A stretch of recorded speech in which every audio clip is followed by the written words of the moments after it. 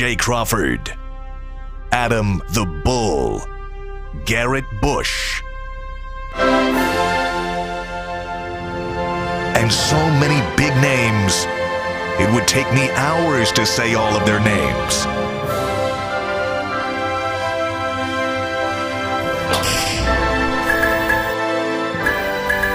The ultimate Cleveland sports show. Booyah!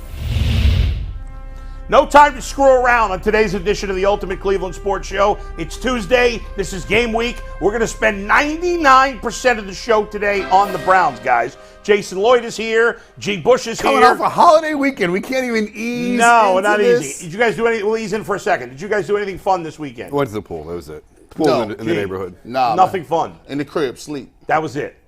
I had Watching football games. My wife and I had dinner with Jonathan Peterlin and his wife Sunday night, and we met their baby, their 6-month-old Wow. baby. We had a good time there. I didn't know they were pregnant, let alone had a 6-month-old. You didn't know we had a kid?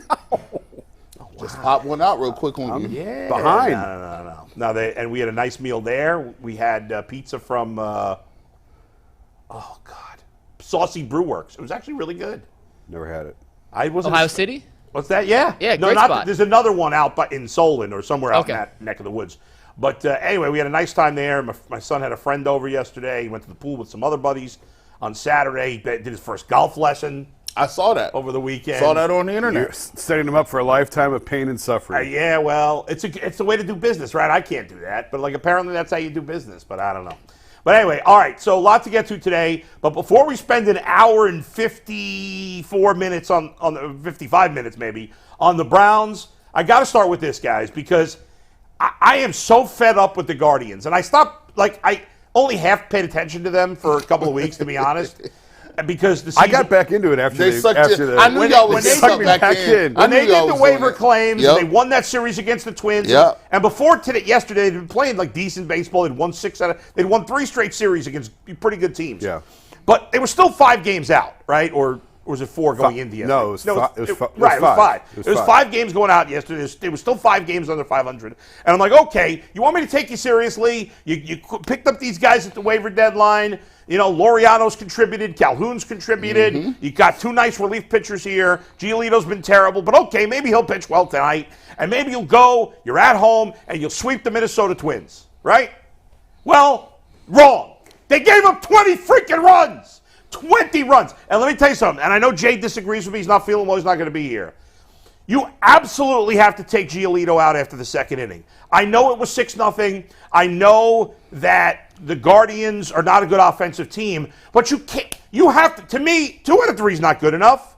Even if they win the next 2, they're still 4 out with 20 games to go. And you're not playing the Twins again. The odds of catching them 4 out, as bad as they are nothing. You had to sweep this series. To give up on the game after an inning and a half or after 2 innings, that's ridiculous. And then certainly it was over because he put him out for the third and gave him another bunch of runs. You got a utility player pitching 4 innings. By that point, the game was over. It's 13, whatever it was. Did you see the tweet that the Guardians account put out? David Fry is unavailable to pitch today. It was actually really funny. I'm sure It was they got funny, but destroyed there's for it. wrong time, wrong place. You know what? I know. And the players are laughing on the bench. Good for them. Their season's over. They suck. The whole team's a disaster, and I don't feel good about this franchise. This is the worst I have felt about this franchise since Terry Francona's been here, without a doubt. Since he's been here? I mean, he's not going to be here, but for another 20-some games. Well, but I don't feel great about him. I like their young pitching. I don't like much else. I don't think they're that far away. I really don't. I think that they're Only a couple of because the moves. division's crap. Well, and there are a couple of moves, but we've been talking about these couple of moves for a couple of years, and they haven't made those couple of moves yet. No, they never do. But they're sitting on their hands. They're not that far away, but it is very frustrating. I didn't even get the game on last night. I didn't even have a chance to turn it on. We had my in-laws over, and it was 9-1 before I could even get the game on. I'm like, well, I'm not turning it on now. What's the point? That's crazy. Yeah. And I just don't believe that if we're going to sit here and say that the reason why this team has gotten all they have squeezing juices out of rocks is because Tito was here. Now he's going to be here 20 more games, and then you're going to expect another guy to come in. I'm young enough to remember Manny Acta. Come on now. Eric Wedge. Come on, let's not act like they had a great string of successors or these coaches or managers or whatever you want to say that are going to be able to come in here and pull the right strings. We can do that show a little bit closer to it, but the list of candidates of who to get, I think is fascinating. I think it's a really interesting conversation. This idea that Kevin Cash, I was at a fantasy draft this weekend. Yeah. It's called the Rocky River Dads Fantasy League. And my buddy Hans is the one who founded it, and I've become friendly with these other guys that are in it. And he's convinced that Kevin Cash, why would Kevin Cash come here? He's not coming here. Why would he leave Tampa? They have a low payroll, and they're winning. I had a conversation with a friend who said he wants Aaron Boone if Boone gets fired by the Yankees. Oh, my God. Aaron Boone. They're never going to pay. They're never going to pay. Why would you want Aaron Boone? He's not any good anyway. He's a big name. And let me tell you something. I don't want to hear. I'm not ripping Tom. This is the last thing, and then we'll move on. I'm not ripping Tom Withers. Tom does a great job. But Tom yesterday tweeting out, well, in a season of injuries, this one's a topper. Season of injuries? That's what they split. Listen, I know that Bieber and McKenzie were hurt, and that's a big deal. Their whole rotation was knocked out. Jason, in terms of total injuries, they've had less than every team in baseball except for one or two teams. Okay? Tampa Bay lost their whole rotation, and they're still in the playoffs in a much better division. I'm not blaming injuries on where they're at. Yeah. But their entire rotation was knocked out. Like, that's fact. Show me another team in baseball that had lost all Tampa five Bay. starters. Tampa All five Bay. starters? Jason, they had two good starters. The rest sucked. Tyler Glasnow, Shane McClanahan, Jeffrey Springs, they had a ton of, and they have had a ton of injuries. No, I'm saying, I was agreeing with you on Tampa. Yeah. But right. Oh, I thought you were defending the Guardians just now. No, I'm just saying their entire rotation got knocked out. Tampa Bay lost their whole rotation. Not the entire rotation, no. The Guardians, but they're key pitchers. It brought them up Bybee and Williams, and those guys pitched better than the other guys. Yes. I don't want to hear it. They didn't lose because of injuries. They suck, I agree and they're with you not on worth that. talking about. Now, for an hour and 52 minutes on the Browns. Mikey, get us going. Thank you, Bull. And you know what? That was necessary. I was at the game yesterday. It was not pretty. They started booing in the second inning. So you know if they're booing in the second inning. And it was deserved. Wait. Before we do an hour and 52 minutes on the Browns, we got to spend 5 seconds on the Buckeyes. They won. We'll see you later. Go ahead. Thank you, Bull. That was your Ohio State update. Before we have Ted Ginn Jr. in studio in a little bit, and we'll get into it with Ted Ginn in studio. We have Aditi coming up. Also, we have officially reached Week 1 of the NFL season. We are less than 48 hours away from the opening kickoff of the year between the Chiefs and the Detroit Lions. Incorrect? 48 hours? Well, not less than 48 hours away. About 55 hours. Oh, yeah. Technically, you're right. My bad. Math, not my strong suit if we're not counting by sevens anymore, and I don't count by 24s. I count by touchdowns and field goals. I hear you. That is it. Just to preview a little bit what's coming up, we'll get the rest of the fast reads in later, but we're talking Joe Burrow. How to stop him. We're talking Denzel Ward, his injury. We're talking 32 for 32, Kevin Stefanski. Can the AFC North break the all-time single-season NFL division wins record since realignment? You can throw out the 5-team divisions. We're talking about 4-team divisions. Aditi Kinkhabwala on the game. And any chance Chris Jones ends up in a Cleveland Browns uniform this season. We got a big show ahead, and with that, let's start with the injury in the secondary. Denzel Ward still in concussion protocol. His status for Sunday's opener up in the air. Did not practice yesterday. If he's unable to go against the Bengals, who have one of the best receiving trios in the NFL, if not the best, how big of a loss is that for the Cleveland Browns? Guys, it's for the most part, with very rare exceptions, it's only a quarterback injury that will move a point spread, right? Mm-hmm. And if Denzel Ward doesn't play, I don't think the point spread in this game is going to change. However, if you look at the Browns in specific to this matchup with the Bengals, you're not playing Tennessee, you're not playing Baltimore, you're not playing a run-first team. Denzel Ward, if he's unable to play, and I have no facts to back this up, it's just a gut feeling that Denzel Ward will play this weekend, but if he doesn't, it's probably one of the biggest losses they could have this week because of the opponent they're playing. That's how I see it. G. Bush, how do you see it? I think I think it limits to some of the stuff that you want to do. I think you're a little less apt to bring more pressure. You're a little more apt to kind of just lay back a little bit more because you don't want to get beat deep. But I think if there's any team that can withstand an injury like that, it's the fact that the Browns have faced a lot of resources at the cornerback position. They drafted Martin Emerson, who looks like he's going to be one of the best corners in the league, and hopefully he takes another step and has a breakout season. Greg Newsome, who you spoke about wanting to play outside and having the ability to do so, he's a first-round draft pick that they've put some resources into. So, they have guys that can match up. It's just whether or not they have the depth in the, I would say, the luxury of doing certain things now, because they don't have those three corners playing, which they believe they have three starting corners. They have three starting corners that could be number ones on other teams, so they're not going to have the opportunity possibly to do some of the things they want to. But like you said, I don't think this should move the needle in terms of, okay, are they going to win or lose the game? I only think that happens when you take quarterbacks and guys like that out. So, yes, it's an issue, but I don't think it's going to be a big deal that's going to cost them and move the needle one way or the other in terms of winning the game. Well, they certainly have a lot of experience playing without Denzel Ward, right? Like, he gets hurt every year. He's he's going to miss 3-4 games every year. So from that perspective, they're kind of used to it, but they know how to play without him. Obviously, it's a big loss against a team with three top-tier wide receivers. Personally, I think Martin Emerson's going to be number one cornerback on this team by the end of the year. I've been high on him all summer. I've said that. I think he's coming. I know we only have 1 year of evidence, and there's a lot of guys that fall in their second year. I don't think that's him.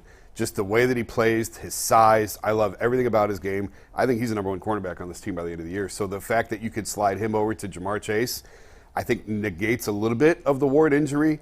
And they are deep at corner. You're right, G. Greg Newsome could start on quite a number of teams in the NFL. Obviously, you want Denzel Ward out there. Not having him hurts, yes.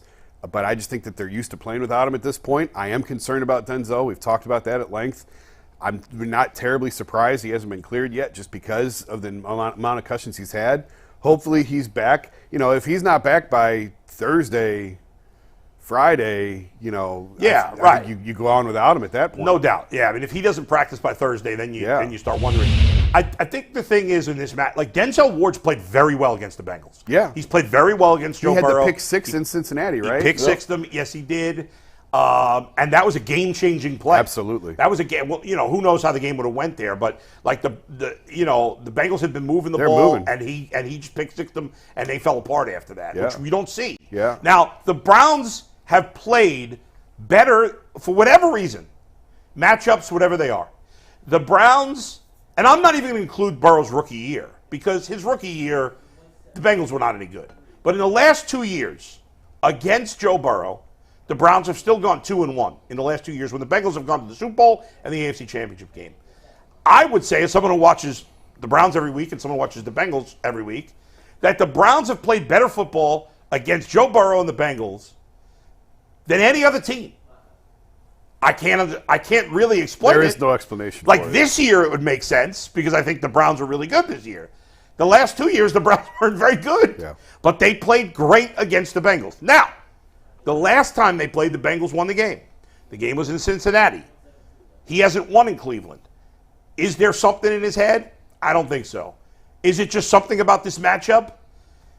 Maybe. Myles Garrett and Denzel Ward, though, in particular, those two players have played great against the Bengals. Now, Ward might not play.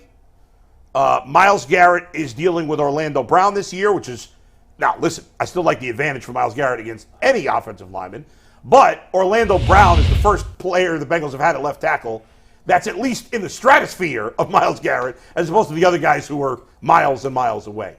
Will that make a difference? I don't know. But those two guys have, they're stars. Those two stars have starred against the Bengals. G. Bush, before you go, can I just read you some Myles Garrett's versus Cincinnati stats to put this into context? In 5 games against Joe Burrow. Yeah. 5 games. Myles has 9 sacks and 30 pressures. Yeah, that's 1.8 sacks and 6 pressures per game against that is Joe crazy. Burrow. Yeah. That is crazy, and Ward's played great against them too. Those guys have played their best football against the Bengals. Well, they're going to need it because now, the rush and the back end go hand in hand. If Myles Garrett can get pressures and Zadarius Smith can get pressure, they can get pressure up the middle. And Joe Burrow is a guy who And I think his mobility is underrated. I think he can move around. He moves around and makes plays. But will his calf injury prevent him from being as mobile? That we don't know. That's where I was going with it. Yeah. I want to see if he can do that. If I'm Jim Schwartz, I want to get him off his spot. I want him to have to run and scramble and move and step up in the pocket and do all those things because he's a very instinctual player. Sometimes when you're playing with an injury, you forget you're injured. You just go to step up and take off and run, and you're like, whoa, I forgot. I was a little hobbled right here. So if they could get to him and make him and put him on the ground a little bit, that's where covering up for Denzel Ward comes in. The scheme, how much pressure you're going to get. And one thing that I don't think they should let Joe Burrow do is I don't think they should let him get settled in. He may have a little calf injury, but if you let him get settled in and he starts getting in rhythm, 3-4 passes, he starts diming you out, now all of a sudden he's forgot all about the leg, none of that. He's not even thinking, he's just out here cooking you right now. And the goal should be get him to think about what's going on and have to have that pressure, but that's easier said than done. Jason, I think if Ward can't go, and that's a big if, but if he can't, it may not be about Jamar Chase, because I think you're right. I think Emerson can play with Chase. I mean, Chase is hard to guard no matter who it is. But the question is, who are they putting on Tyler Boyd in the slot? Yeah. That's the big question. Because Tyler Boyd, in terms of a third receiver, is as good as it gets. He's got great hands. I think he dropped one ball all of last season, if I remember correctly.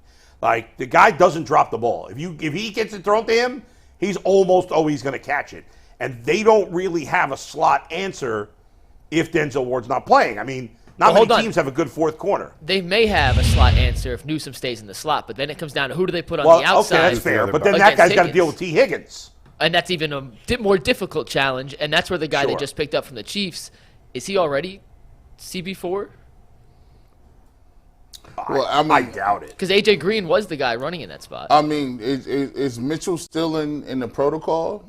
Like, did Mitchell get hurt? I believe Cam Mitchell's cleared to play. I think he's good to go. That, so I would assume he's their fourth corner. I would assume he's the fourth quarter, and I would assume that they would play him in nickel and play Greg Newsome on the outside. Now, if you look at it, that's T. Higgins is 6'3", 6'4" with a 41-inch vert. And Cam, T. Higgins is what you want Cedric Tillman to become.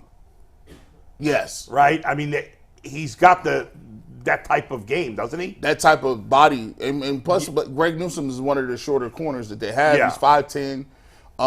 So you T. Higgins on Greg Newsome.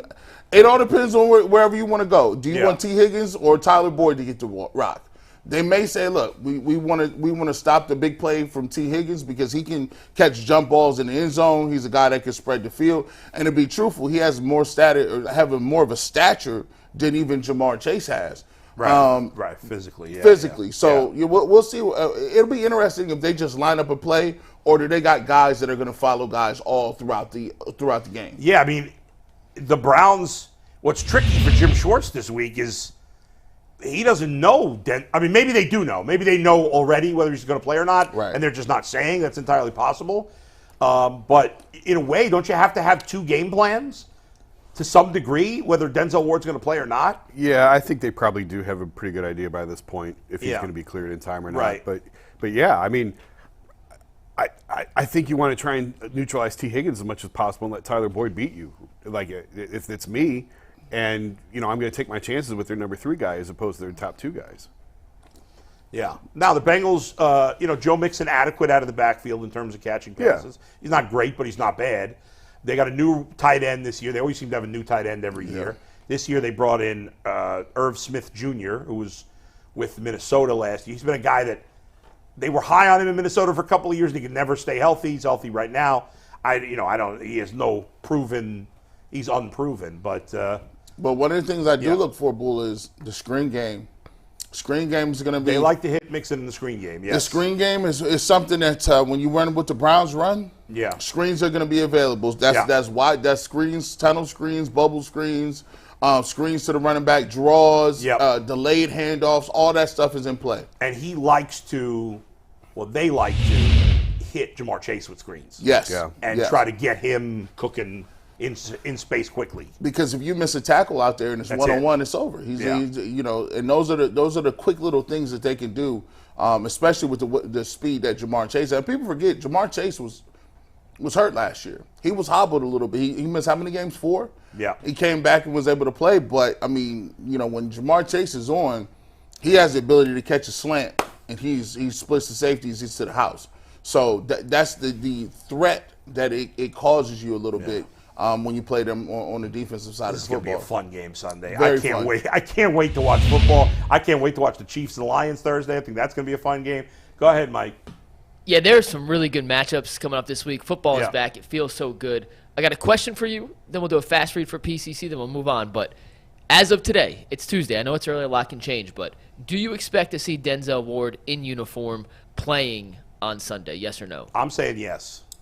I would say yes. Yeah, I expect to see him. Now, here's the thing. I don't know how long he's going to stay out there. The worst thing that could happen is he plays, he's out there a quarter, he tackles somebody, and he's in the locker room again, because then he could be out for 8-10 weeks. That's true. Jason? I think he plays, but I thought he'd be back yesterday, so I'm a little bit more concerned now. Yeah. So now I think it's fair to really wonder what's going on. Go ahead, man. All right, well, we asked the internet a question about Denzel Ward. Whenever we do that, you guys know who brings us the answer. That is PCC Airfoils. If you're looking for a job with career advancement and great benefits, well, PCC Airfoils is the leading manufacturer in Northeast Ohio. All locations of PCC Airfoils in Eastlake, Menor, Wickliffe, and Minerva are hiring for all positions starting at $18 and up, plus full benefit packages, paid time off, and a signing bonus. You can apply online at precast.com/careers to learn more. So we went on our community tab on our YouTube page, and we asked the people very simply, if, and we don't know yet, if Denzel Ward is not cleared to play against the Bengals, would that change your prediction for the outcome of the game?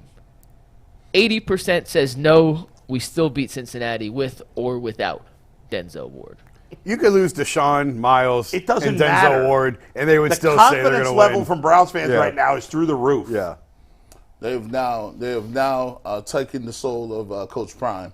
Yes. It does Yes. not matter what Jason's happens. right. If Dorian Thompson-Robinson was starting this game, We got him. we got to Light Browns bars. fans would be locking it in. Speaking of Coach Prime, we're This going is to talk a about him in new overtime. level. I think I don't know that I've ever seen this level in 13 football seasons here of confidence going into a season. Oh, come Not this on. level. Yes. No, I've seen high, but I Yes. think this is a new record, They Jason. lined up before the Freddie opener. They were lining up to get into the Muni lot Was the that night Titans before. game? Yes, that was like the Titans game. Absolutely boat race. And that was the year. No, I'm that saying, was the year of supreme we've seen confidence. It high. It's been absurdly high. But I think this year it's gone even to another level. I think the same as it all Here's now. what's going to happen. If they play well or if they win this game, the bandwagon is ready to go. Oh my God! If they win this game, print the Super Bowl tickets. Listen, you can't. Hey, don't you say one bad word on the internet. Stop playing with us. I think we have a quarterback that we feel is franchise. This is that type of hype. Usually before we couldn't get that excited. Is he the guy or is he not the guy? Yeah. Now people feel like they got a guy, they cocky. We's like, yeah. I think it's a new level, but I don't know, Jason. If you think confidence in Cleveland is high right now, could you imagine the confidence level of the Browns nation if they somehow could finagle a way to get Chris Jones from Kansas City? If you saw over the weekend, or if you didn't see over the weekend, Chris Jones is currently in a holdout situation with the defending Super Bowl champions, the Kansas City Chiefs. Chris Jones is not participating in practice. Steve, you can take tag board here. Full. Andy Reid was asked about it earlier this week, and he said, we're getting ready to play a game. You're either here or you're not. That's how I go about it in regards to Chris Jones, who's holding out. And then we had Juan Thornhill tweet at his former teammate. In case you missed it, Thornhill sent a little message to Stone Cold Jones. Hey, hope you're having a wonderful day, my guy. Salute emoji, which Zarius Smith then answered with some eyeball emojis, which it doesn't show up on tag board. Oh, there it is. There you go. So, guys, let me ask you this. Some serious emojis going on. Crazy. Is there any chance, any world, any circumstance where Chris Jones, arguably the best defensive tackle in football, makes his way to the Cleveland Browns this season? AB just cleared all that cap space for something, right? No, there's no way that's going to happen. G, you believe it? I mean, and by the way, I love all the fans, but Please don't send us. Well, you can send it to everybody else. Don't send me a quote tweet from some random dude with 82 followers on Twitter who said, "I'm hearing rumors Chris Jones to the Browns." Like, don't send me that. Bull, is that true? First of all, I'm not I'm not that plugged in that I would even know if it's true. I'm not going to be phony about it. But number two, I'm not going to take it seriously. It's from some idiot on the internet. I could hardly see this happening because if I was just the Chiefs, why would I? I'm not sending Chris Jones to the Browns. He doesn't have anywhere where he can even tell somebody he's going to go. I'm not trading him, period. That's not even going down. What do you mean? Chris Jones has no leverage. He'll be back week 8 in a worst-case scenario. Yeah, right. Like, he's not going to give up an entire season. That makes no sense. And I don't even think he'll go that long. But in a worst-case scenario for Kansas City, they'll just sit out and wait till week 8. They can win without him for exactly. They need him for January. They don't need him for January. No. The best case scenario for Chris Jones is Patrick Mahomes is Patrick Mahomes, Travis Kelce is Travis Kelce, but they lose 3 games because somebody scored 60 on them. Like they need to lose games at the highest level of scoring. Like, oh, we really played well, but we lost 45-51. Like unless Chris Jones becomes unless Chris Jones changes his name to Patrick Mahomes. They're not going to cave. The Chiefs don't cave. They're not going to trade him. Jason's right. There's no way he's going to miss. I think the deadline might be week 10. Yeah, maybe. The point is, he's going to be back for the playoffs. Back by then. The only way he gets paid is if Patrick Mahomes says pay him. I don't even think that does it. I don't think that does it. Oh, yeah. Listen, it's Patrick Mahomes. If Patrick Mahomes walks into your office, that's like if Deshaun Watson today just was like, yeah, I want a receiver.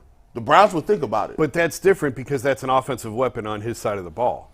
This is a defensive player. I don't think – I'm honest. Honestly, I don't think even Patrick Mahomes walking in would change if Patrick Mahomes, a.k.a. the franchise, the face of the NFL says, listen, hey, bro, I need y'all to get this done.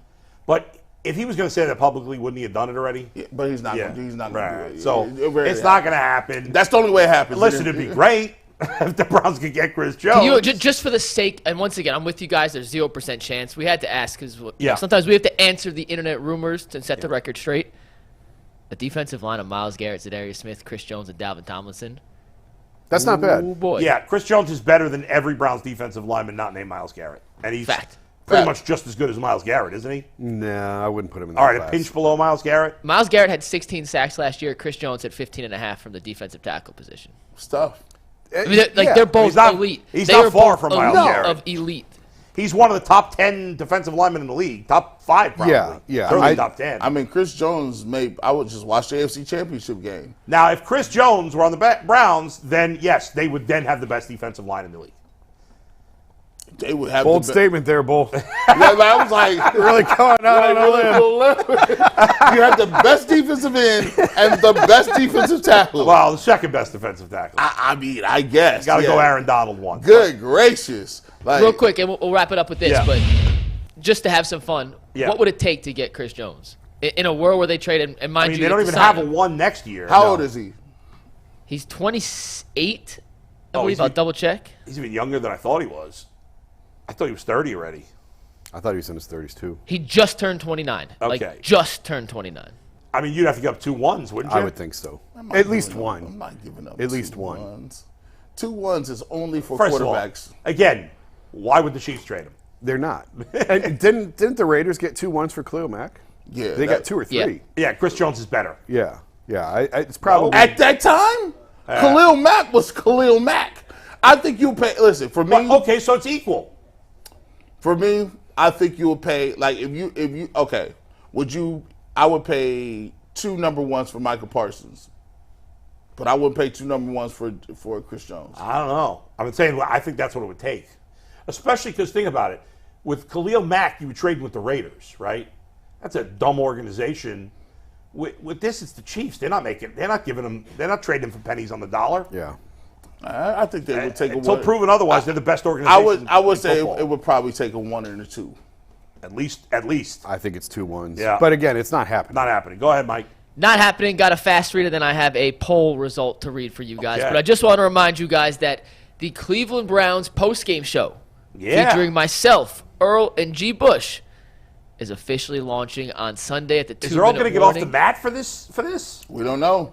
Hopefully Earl's still a mess. he's still under the weather, so hopefully Earl is healthy. We are praying for his return to good health. He's still sick, man, and he needs a couple good things to break his way here. So make sure you guys tune in. 2-minute warning. We are going live, instant, immediate reaction to whatever happens between the Browns and the Bengals. And I promise you it'll be fun. We had some of our most fun moments of the entire season last year on the postgame show, and I fully expect that to continue this year. So just for fun, I put a poll in the YouTube chat as we were having that discussion. I'm going to end it for the exact results. We had 271 votes. I asked, would you trade DeJuan Jones and a third-round pick for Chris Jones? 51% said no, they wouldn't. Hold on. I'm telling it's a say running that joke. again. It's a Say running it joke. just I Say asked that the again. YouTube chat, would you trade DeJuan Jones and a third-round pick for Chris Jones? Throw in Amani Bates and redo the poll. Let's see if they would do it. 51% said no, 48% said yes, and It's that was 277 votes. It's just a joke at this DeJuan point. Jones, he's so There's good. not that many crazy people. If DeJuan There's Jones, Yeah, I think people are just trolling me. If DeJuan Jones played for Coach Prime, he played both ways at defensive tackle and tight end and fullback too. By the way, I want Coach Prime to win every game this year. I want him to be cocky, beyond cocky, every game. I want him to trash talk every team. I want him to trash talk every coach. I wish he would rip that low-life Nick Saban, but he won't because they do Aflac commercials together. Hey, let's save Dion's Dion's overtime. We got to save gotta some get for the the bag. people. Real quick on that poll, DB Dog 21 said maybe Casey takes something rather than letting him walk in free agency after the season. Right? That's why I voted yes.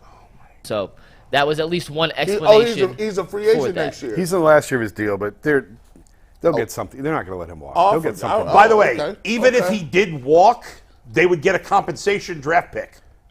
Yeah. That is like true. a third, a fourth. The No. Chiefs don't listen. Yeah, this so is either getting ridiculous. DeJuan Jones or essentially take out the third. DeJuan Jones or nothing. DeJuan Jones or nothing. All right, we have a little time here before Ted Ginn Jr. joins us. We're going to finagle the rundown a little bit. Let's We'll save finagle. something for the end. Finagle, But Mike. Do some finagling. it is time for number 3 in our 32 in 32 series, and that is the head coach of the Cleveland Browns, Kevin Stefanski. Where the was behind the the defensive glass crew. coordinator? What'd you say? Where was the defensive coordinator? 4th. He was 4th. He was 4th. He was our last one on Friday. Today, on Tuesday, You we just have did him Kevin on Friday, forgot, I apparently. forgot. as number 3. Bull, where did you have Kevin Stefanski on your list, and do you think that is too high for the head coach? I had Kevin Stefanski. Let's see. Well, while he's looking, no, it's not too high. I had him 7. You had him 7. Yeah. That's low. I am all about players being more important than coaches. Okay, but how about the guy calling the plays? I think, when I make a list, okay, I think who's more easily replaceable? A coach That's fair. That's fair. or a great player? And I think it's the coach unless it's the 2 or 3 special coaches on the top, which Kevin Stefanski is not one of them. Yeah. Okay. Maybe it's 5 special coaches. Whatever it is, Kevin Stefanski is a good, solid coach. I think he's pretty good, but he's not in that special category. Yeah. Maybe Jim Schwartz is as defensive coordinator. He might be in the special category. So maybe he's a little harder to replace. But Kevin Stefanski's a head coach. Like him. He's important. I think he's good. I would definitely put him in the, I don't know about definitely. I don't know if that's fair, but I would put him, in the high middle probably. But he's not Andy Reid. He's not Bill Belichick. So he's not, and even Bill Belichick. What's he been since Tom Brady? Yeah. Mediocre. Well, here's why I like him Yeah. at 3, because he is who's here. And unless he gets run over on the sideline and gets concussed, he's the play caller. Yeah. And he's the one that has spent the entire offseason with Deshaun Watson redoing the entire playbook. Yeah. So for that reason, I think it's perfect at number 3. I think that's exactly where he belongs, because this team's going to go on the plays that Kevin calls and that Deshaun runs. And one of the reasons I've been such a defender of him is because there's dudes open all over the field. He has done his job. They just haven't had a quarterback who could get the ball to the places it needs to go. Now they have that, allegedly. We'll find out for sure starting on Sunday, but theoretically they should have that guy now who can make every throw, who can make every play in the book. And Kevin, to me, has done his job as the offensive mastermind. And, yeah, he has nothing to do with the defense. And, fine, you can criticize him for that if you want. There are a lot of other coaches. I was talking to a guy in the league who said Kyle Shanahan doesn't even turn on the headset on the defensive side of the ball. Like, he has nothing to do with the defensive side. That's becoming the trend with a lot of these offensive-minded play callers. So, for that reason, no problem with that. They're going to go where Kevin takes them, and I think number 3 is exactly where he belongs. He's not Deshaun. Yeah. He's not Myles, but, boy, in terms of importance to this season and this team, he's right there with them. I would even have him up there. I have him at 2. You know why? Because he's next up. I've been prophesying about this for about a year. He's the next guy up, and his playbook and what he's going to do with Deshaun Watson this year is either going to make the Browns or it's going to break them.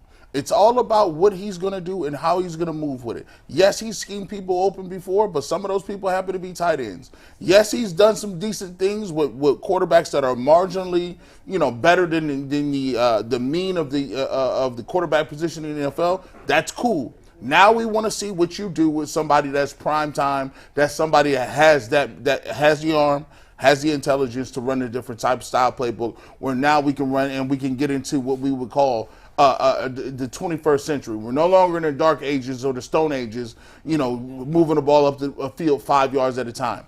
I want to see how he can incorporate Nick Chubb, who's still one of the best running backs, to make him an asset, not something that's just an afterthought. I want to see him scheme people open on the goal line. Not just in the middle of the field, coach. I need you to get touchdowns, not 7. Can you scheme people open in the red zone? One of the hardest things to do as a play caller in this league. There's a lot of things that I like about Kevin Stefanski, because for what it's worth, he does get the most out of guys who are medium. It is yet to be seen if he's going to get the guys at the elite performance that the Browns are going to need to compete in this AFC as well as the NFC North. So he's right up there. Everything he does is right up there with Deshaun Watson and that play sheet he got right there. That little sheet. What's on the sheet? Mm-hmm. Let's figure it out. Those are the 2 most important things. Because other than that, the Browns at every other position, we've detailed it. They got people at every position we talk about. They got guys. And so it's time to see if we got the coach. All right. Consensus seems to be 3 is appropriate. After hearing their retorts, Bull, do you still believe 7's the right spot? It is for me only because of the way I've been making the list. As I said, I'm like, who's less replaceable? I mean, I'm not going to argue with you that 2 or 3 is not a reasonable answer. I just had them a little lower. I think coach's value is ultimately a little overrated if they're not a special coach. And most I don't think that's coaches crazy. aren't. For the record, we had him at 3. I had him at 3. I think all 3 of us actually had him at 3. Right. I'm just curious, who did you have at 8? At 8? Yeah. If you're saying that players are more important than coaches and players are more, I'm just wondering. Dalvin Tomlinson. Okay, so Dalvin Tomlinson is easier to replace than Kevin Stefanski. Yes. Based on your logic. Yes. Okay. That's kind of what I went with, to some degree. And, some of it was positional. It's not a perfect system. I probably should have had Denzel Ward higher. I had him at 6. I probably should have him 3 or 4. Ward? Yeah.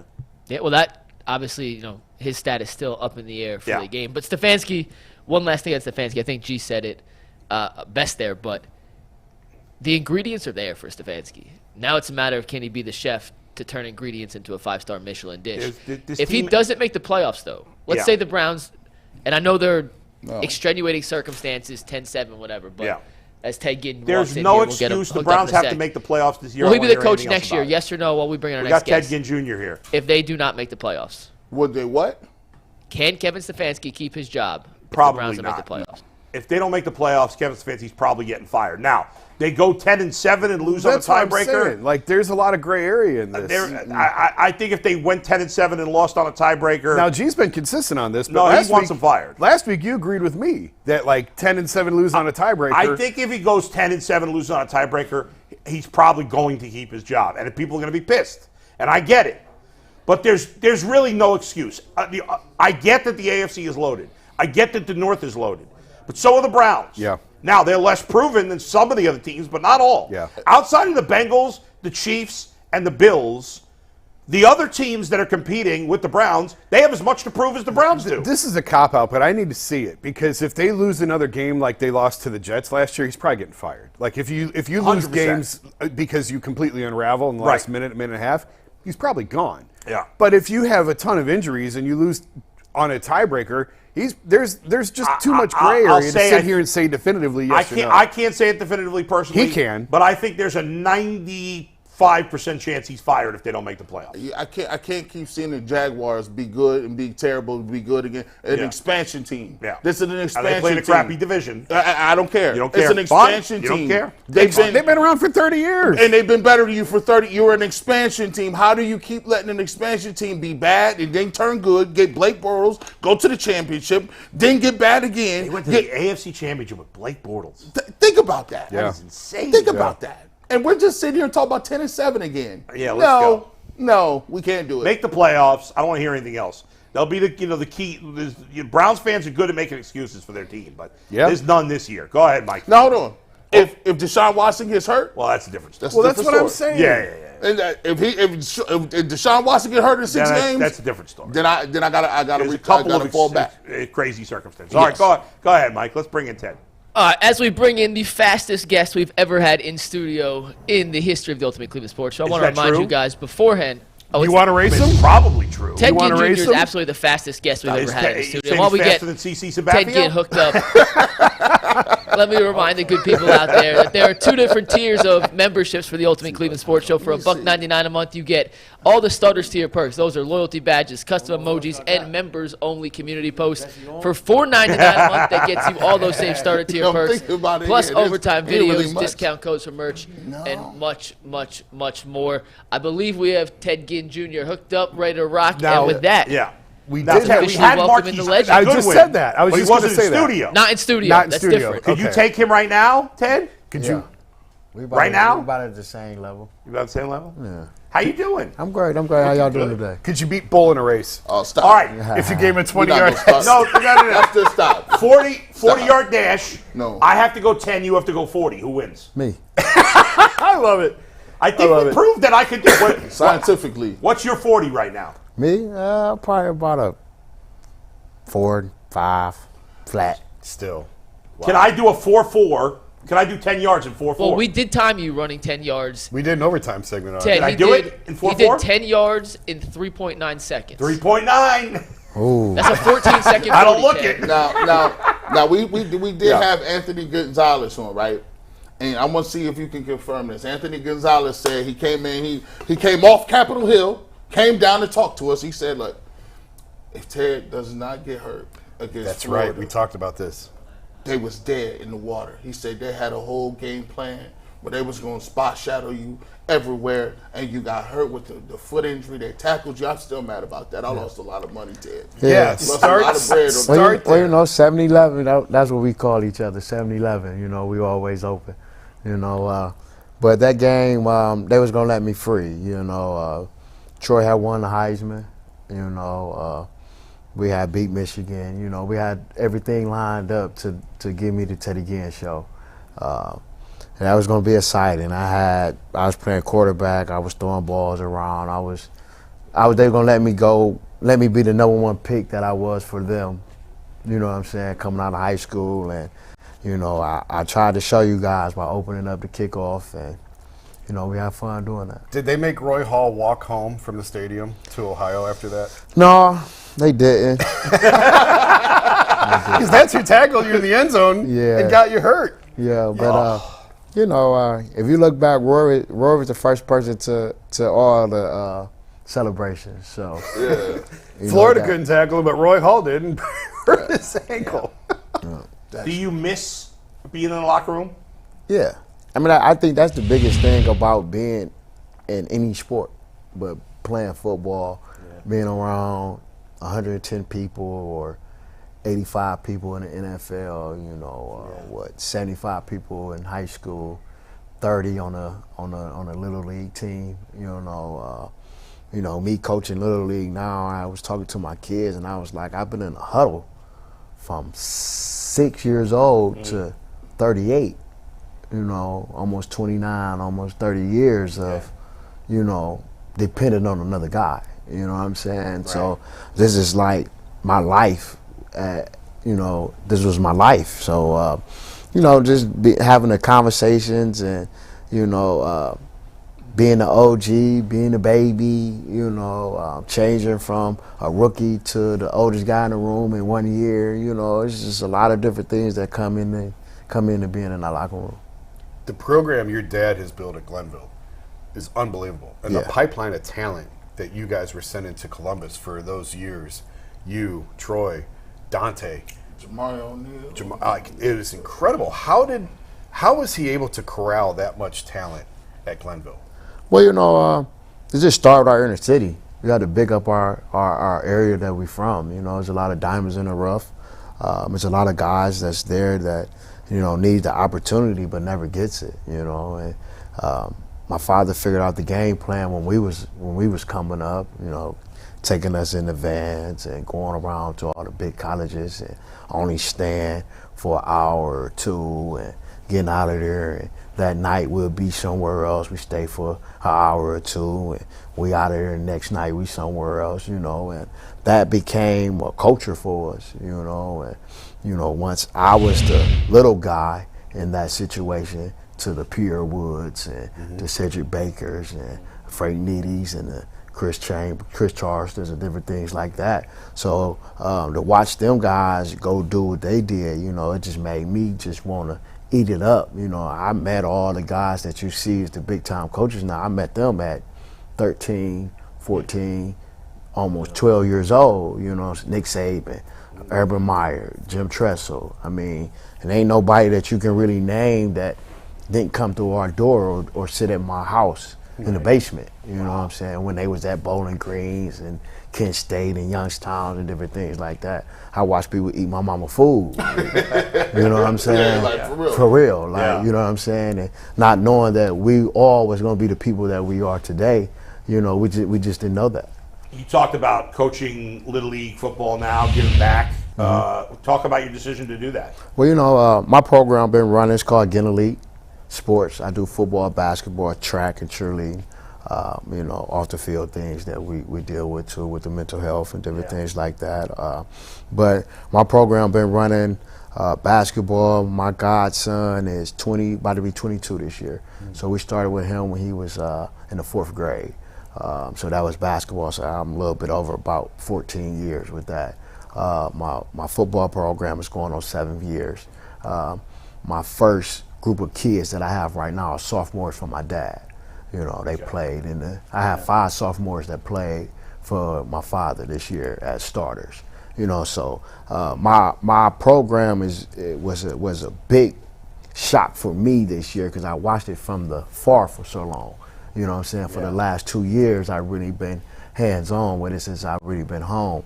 And to see them guys go out and do what they do, just show that I'm in the right realm of my program.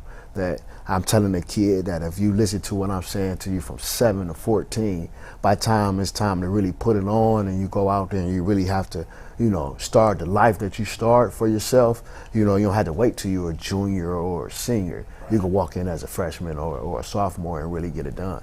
Now, I think you started, I would say Rubisky, Hartline, Gonzalez. Y'all at Roy Hall, Roy Hall, you should have been cold. He was big, he fast, he had a single digit. I thought Roy Hall was going to be that dude when he was at Oak State.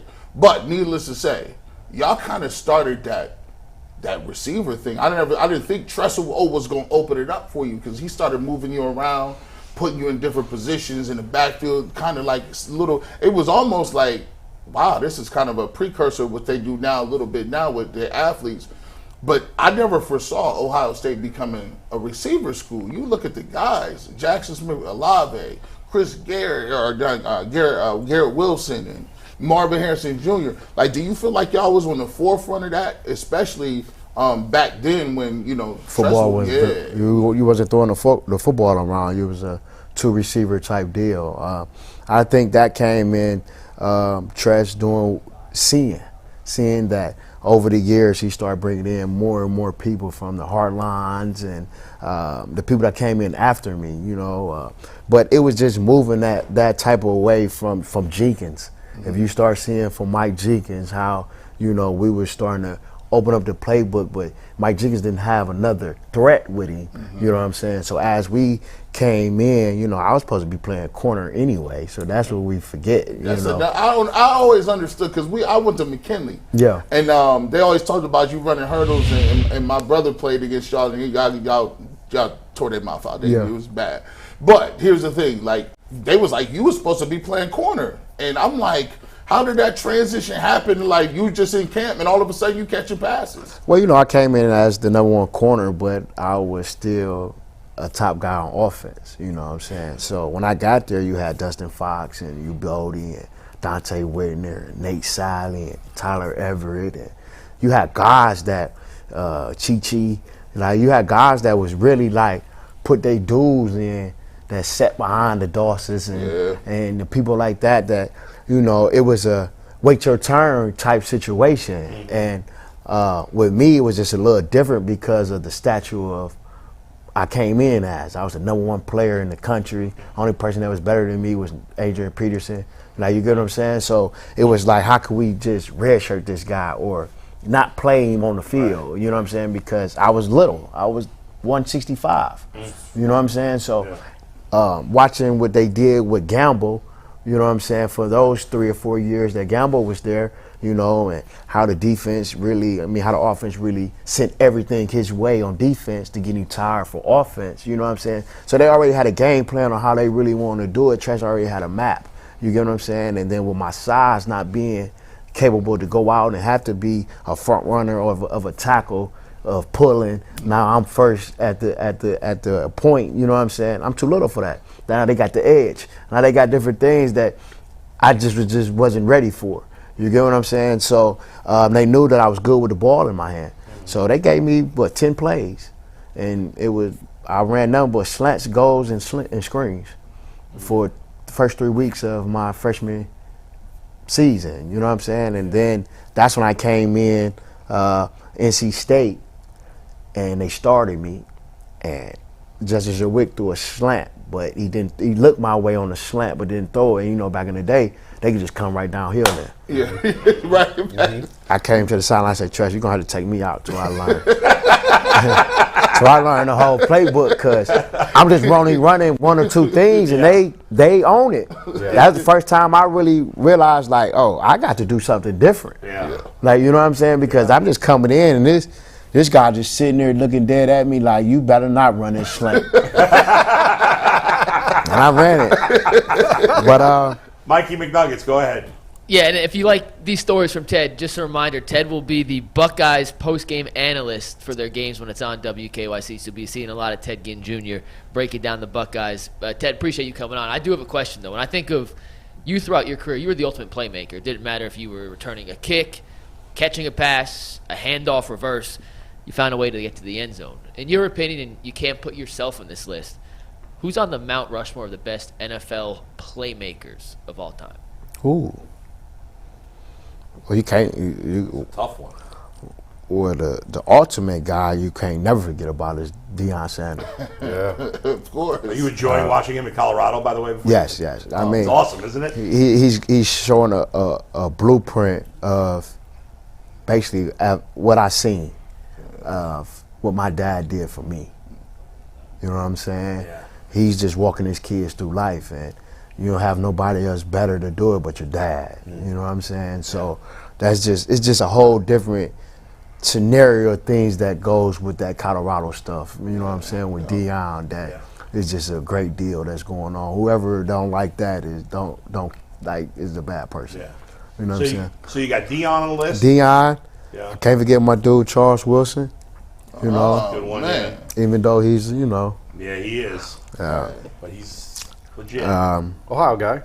For sure. Yeah. And he has a single digit. And if you got a single digit in advisor, you good. You know what it is. He's a deuce. Yeah. You know, Yeah. deuce is why it's one of the reasons why I wore 2 my whole life. And I'll be Reggie Bush. Good one. That's a great pick. Good one. Reggie Bush. Yeah. That's a good list so far. You said, is it 4 or 5? 4. 4. One more. That's a good list.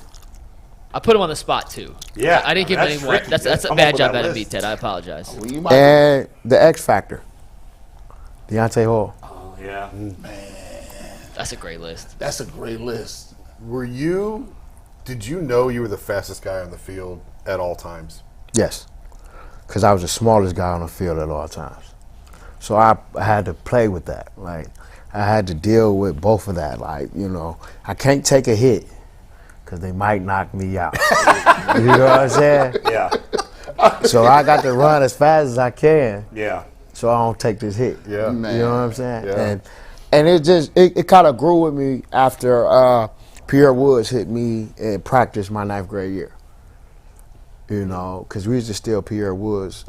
Me and my friend, one of my best friends, Calvin Stearns, we used to steal his lunch we knew his lunch period as freshmen. Yeah. So Pierre Woods had his own lunch period where the ladies gave him 3 or 4 trays.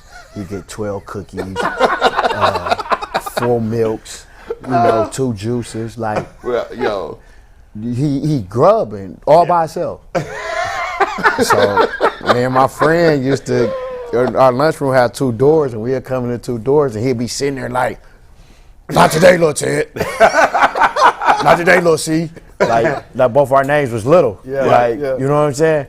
And we used to, it was like a cat and mouse game. Like, you go that way, I go that way. And he, man, gone. Like, you know what I'm saying? So he couldn't never get me. He could never get me. You know what I'm saying? Either you going to leave your food and we still go get it, or you going to stare with your food and we going to take what we want. Like, we was like little bullies. that's Like, so funny. That's and crazy. my father one day we was in practice and I was doing pretty good. I was playing quarterback, I was playing scout team and we was dialing it up a little bit. And Pierre kept saying, well, I can't hit him. That's the reason why he's getting the ball off. So he go live on me. And when he came around that corner, I said, nobody in the world will never hit me again like that. Oh, man. I was watching some highlights of the Here's a other good day. trash talker too about Michigan too. Yeah. Big Yes. time. I was watching some highlights, and I was just like, it's cheating because you would just be running straight. And I'm like, oh, listen, he got this little stealth mode where his head get down like this, and he started running straight. I'm like, they're never catching him. The way you did Michigan State was so dirty. Yeah. Like, because you just running around. You did Oklahoma State kind of dirty too. Like they was letting you get too Oklahoma much money. State needed, they deserved that. They kept talking about they was the real OSU. And then number 44 was like their middle linebacker. And like when you go to the bowl games, you got to do everything. It's like two-sided. You know what I'm saying? It's y'all 2 versus us 2, and we going to go to everything together. Yep. And he just kept saying, he showed country, Ted again, I'm going to get him. And he kept, like everything we did, he just popped out on me. I'm going to hit you hard. He got me one good time. Yeah. But he had just fired me up, and then we had lost Troy that week. So we didn't have no Justice Wick put his hamstring on the 4th play, throwing a hitch. Like, so I was the 3rd quarterback. So it was like we were so like in disarray, but when nobody didn't even know it. You know what I'm saying? Wow. That just show you how good that we was about to be. You know what I'm saying? Just off of that game right there showed you that you got some kids in this university. Yeah. That if you don't let them go, we would have never been who we was. Ted, I'm curious. In the last few years, the Browns drafted Anthony Schwartz in the 3rd round, a guy with great speed, but like it seems like he can't play football. I don't know. And you remember a few years before that, the Bengals drafted John Ross, like 9th overall, another guy, big time speed, but couldn't really do anything, and he flopped. Do you think, as a guy with great speed but great football skill, more than they had, could you have helped them? Well, it's all about the game. You know what I'm saying? So when you're a speedster like me and you're not running by people like Tyreek Hill, you get what I'm saying? Yeah. Then they don't know what to do with you. Right. You get what I'm saying? Because now I could go get a guy that's not that fast but got great route running, and I can play him. You Yeah. know what I'm saying? But he's not gonna never give you that actual big play, explosive play, but once every 4 games. Yeah. You get what I'm saying? Yeah. And what I had to realize was I was so fast that I was faster than the play. And I'm just being Okay. real. Yeah. That it was bad to see me so wide open. You get what I'm saying? Really? That they'll put you over here. Yeah. Yeah. You know what I'm saying? That the quarterback just can't get it there. Okay.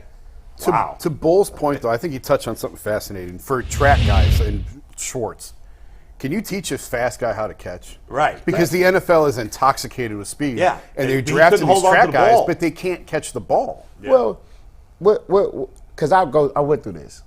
I went through the drops. I'm known as the drops, but I never led the league in drops.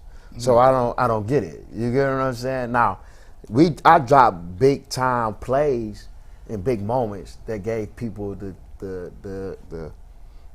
deal that he dropped balls. You know what I'm saying? The stigma. Like, you get what I'm saying? But at the end of the day, what I think really happens is we be so fast that we get there. And sometimes we do this and that thing stay right there. We just don't never look it in like most people do that's big, that I know this hit coming.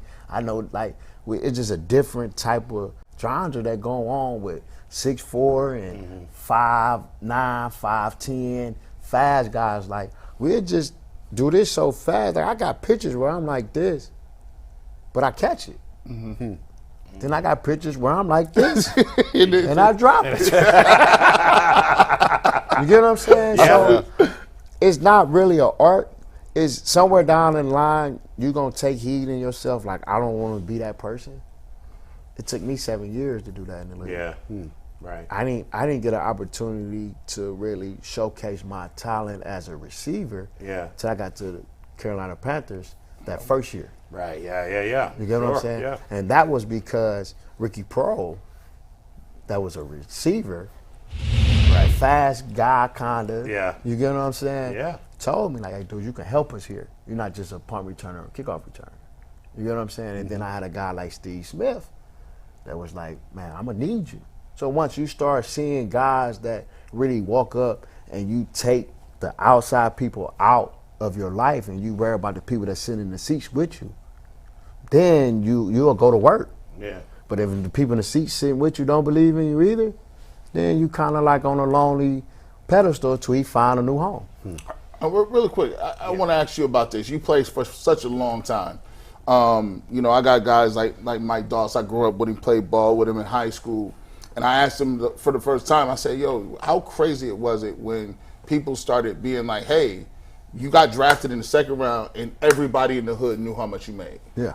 Did you get some crazy? He said, bro, I can't even tell you how many calls I got from people I have never heard of or haven't seen 4 or 5 times.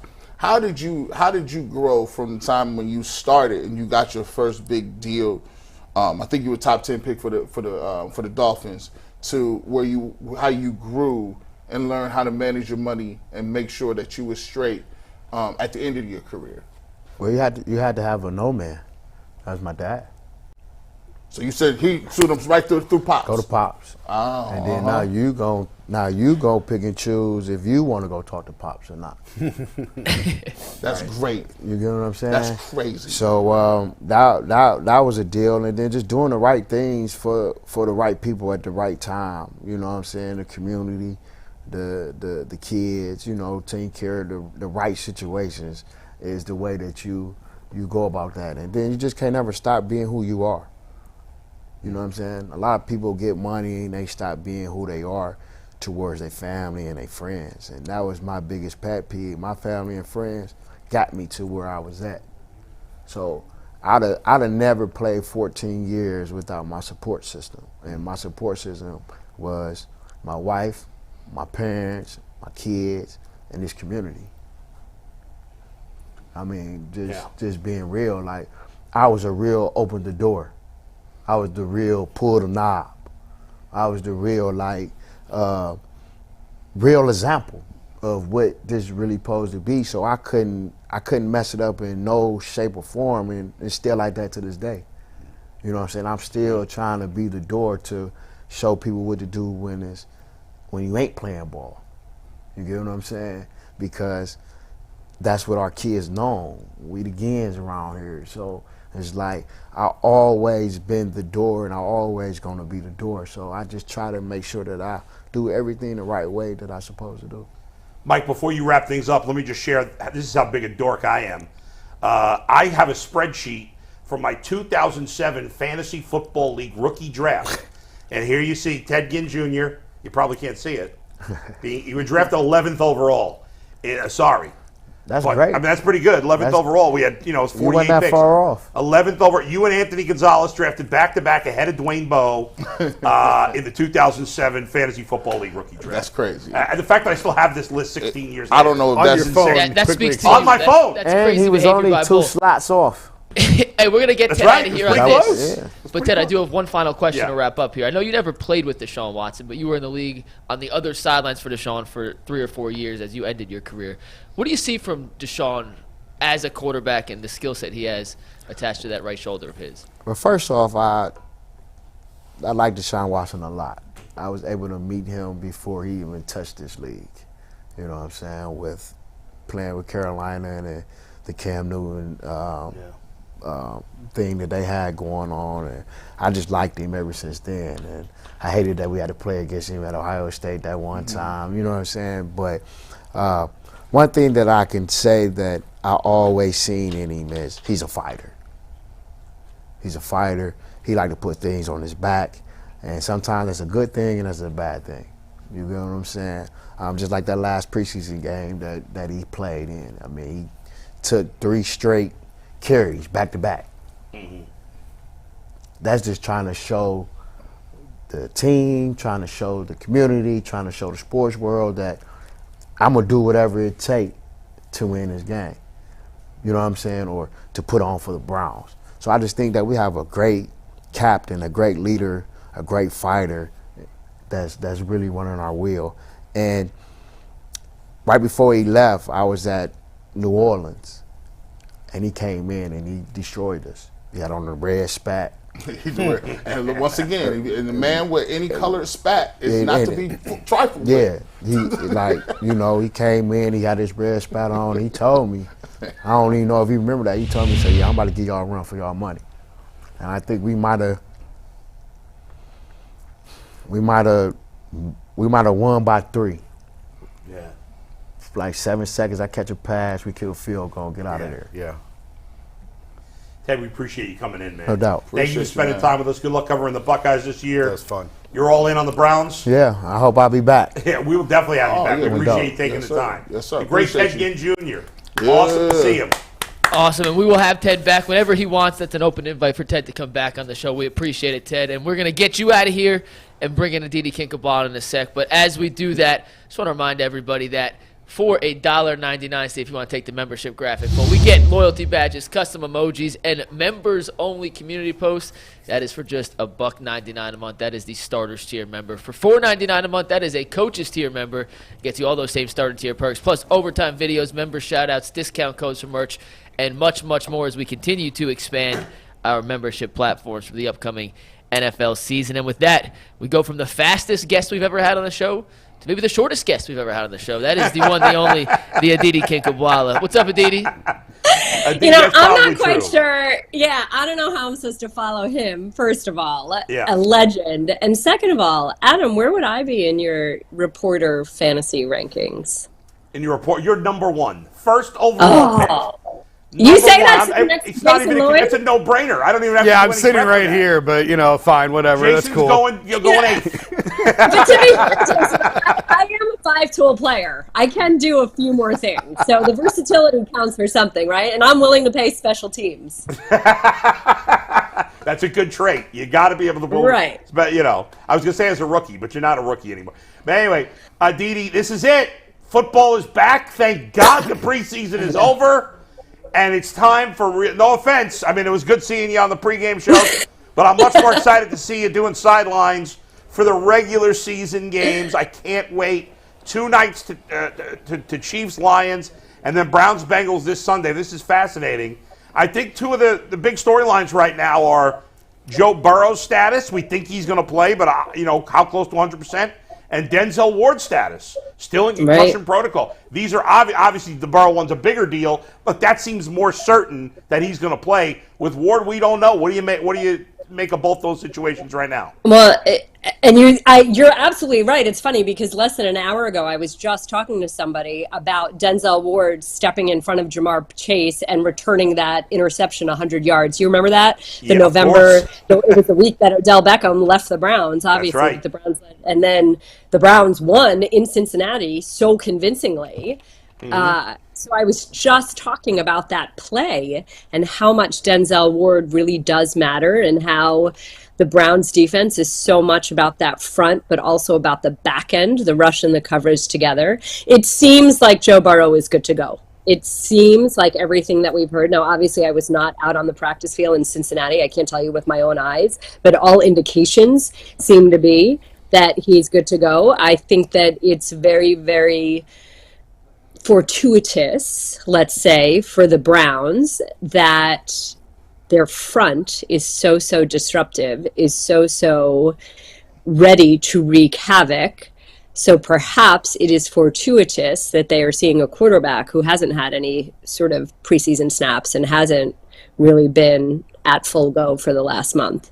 Maybe he's not as quick as he would be 2 months from now, 3 months from now. Well, I don't know if, by the way, if Joe Burrow has ever taken a preseason snap. I'm trying to think about that.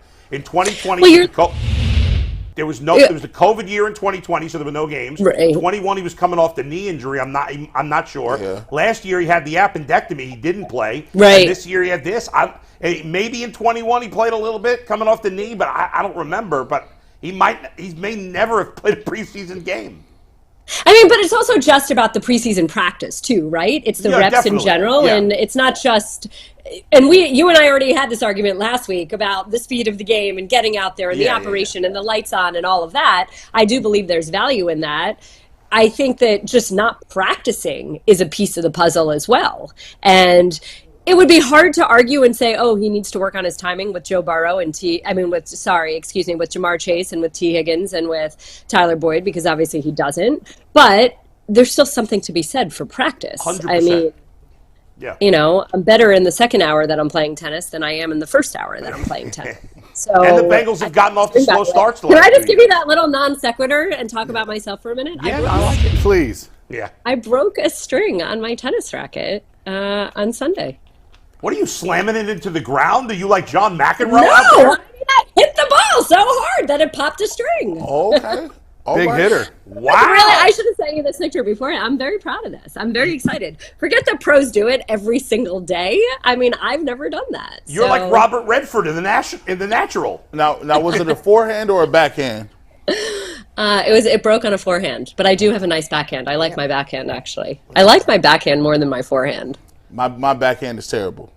I used to circle around the ball to hit a forehand. Yeah, me too. Well, that says something that you were fast enough to be able to do that. But anyway, going back to this whole piece of it, I do think that Joe Burrow not having a regular camp and perhaps shaking a little bit of rust off against a Browns defensive front that fancies itself as being the most disruptive in the NFL, or certainly is laying that as a goal, might be a nice little matchup to have for the Browns, at least.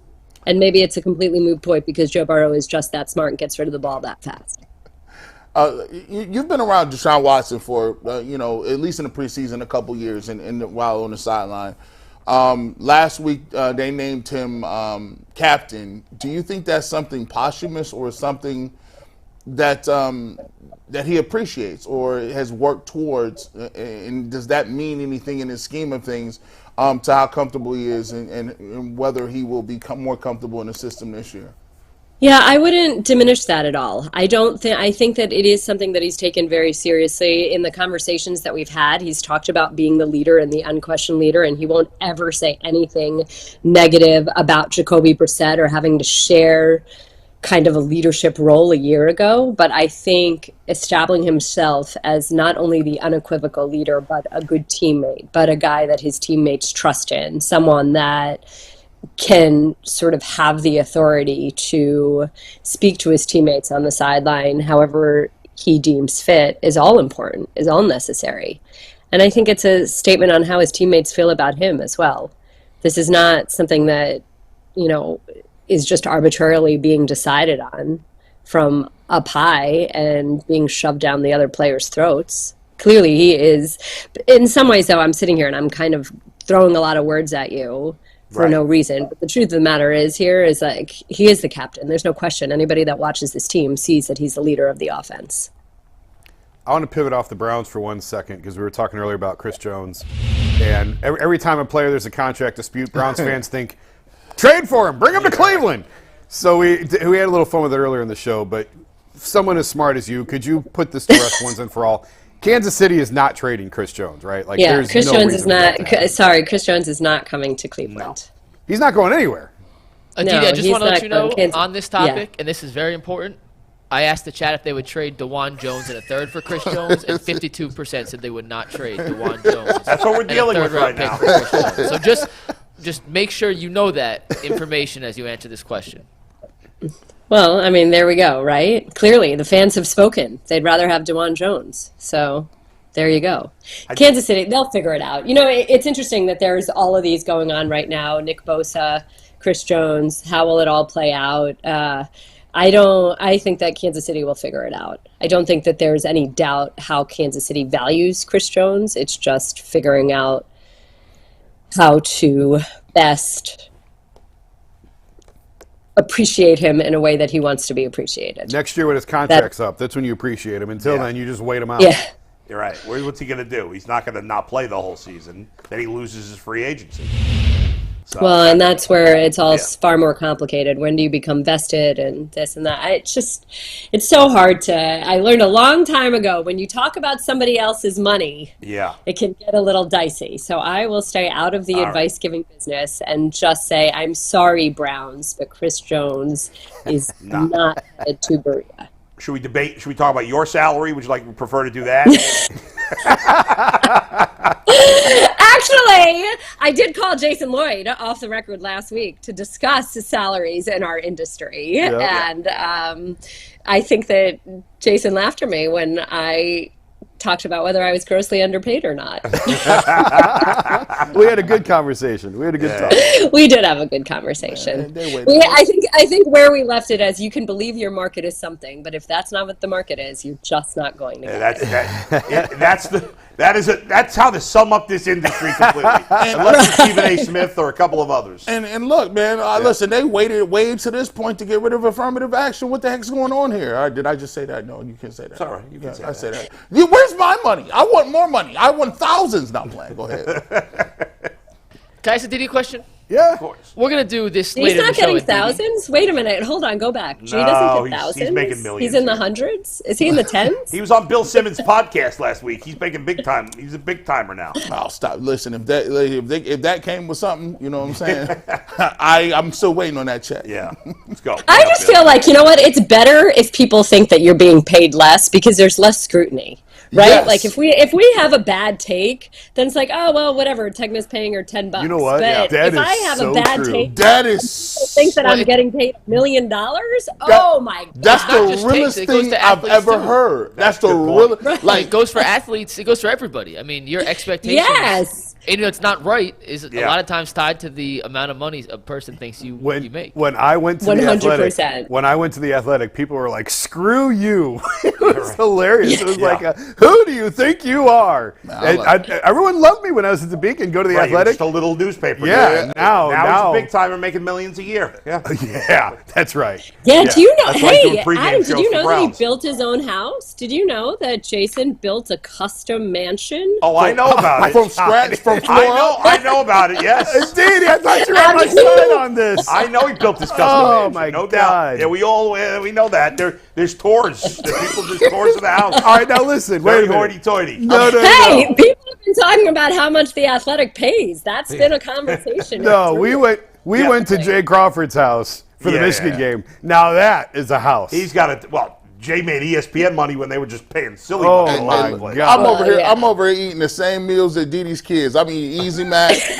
You and me both, G. You and me both. As long as you're not eating them in the store, right, All right. G? Yeah, That's no. how you do Yeah. it. I can You're wait not till I get eating home. Grapes from the store, are you? Yeah. You're Oh, not eating a few grapes while you're like walking through the aisles. I wasn't allowed to do that, but I'm trying to say, Giant Eagle doesn't let you do that. I Maybe would say when I was like in college, I You was told the story. You ate a whole ham sandwich, right? you can't While do you- that. I'm repeating my story. You ate a ham sandwich in the grocery No, store? it wasn't a ham sandwich. I had a pound of. I was in Wegmans.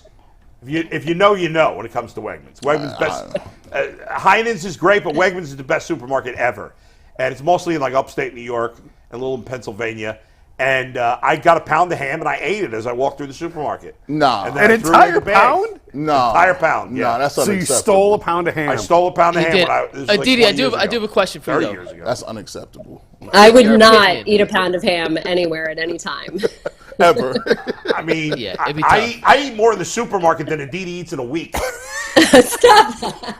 which is good. That's not an insult. I mean, I wish Yeah. I was, thin and trim, but I'm not. Go ahead, Mikey. Yes. Mikey, what's Aditi, your question? As we look Get at us back this on track here. Browns-Bengals matchup here for Sunday, I think we're all in agreement that Joe Burrow is probably the second best quarterback in football outside of Patrick Mahomes. He's coming off a calf injury. We expect him to play. We don't know exactly how healthy he'll be, but if you were Jim Schwartz, in your opinion, what is the best way to slow down and take away what Joe Burrow likes to do best? Like, how would you plan or game plan to play Joe Burrow? Well, you do what you do best. Didn't you watch Deion Sanders' speech? It's not about the other guys, it's about us. That's the whole point. The Browns believe that they can be so disruptive up front, and they need to be. And the thing is that when Joe Burrow is 100% healthy, he is really good at moving, at sliding out of the pocket, at making things happen. We don't expect him to be 100% right now because of that calf. So make life hard for him. And obviously you want the back end to be a bit sticky, which is what you expect out of MJ Emerson, what you hope you get out of Denzel Ward if he's healthy, what you hope you get out of Greg Newsome. But it really has to start up front. And you have to make everything difficult for him up front.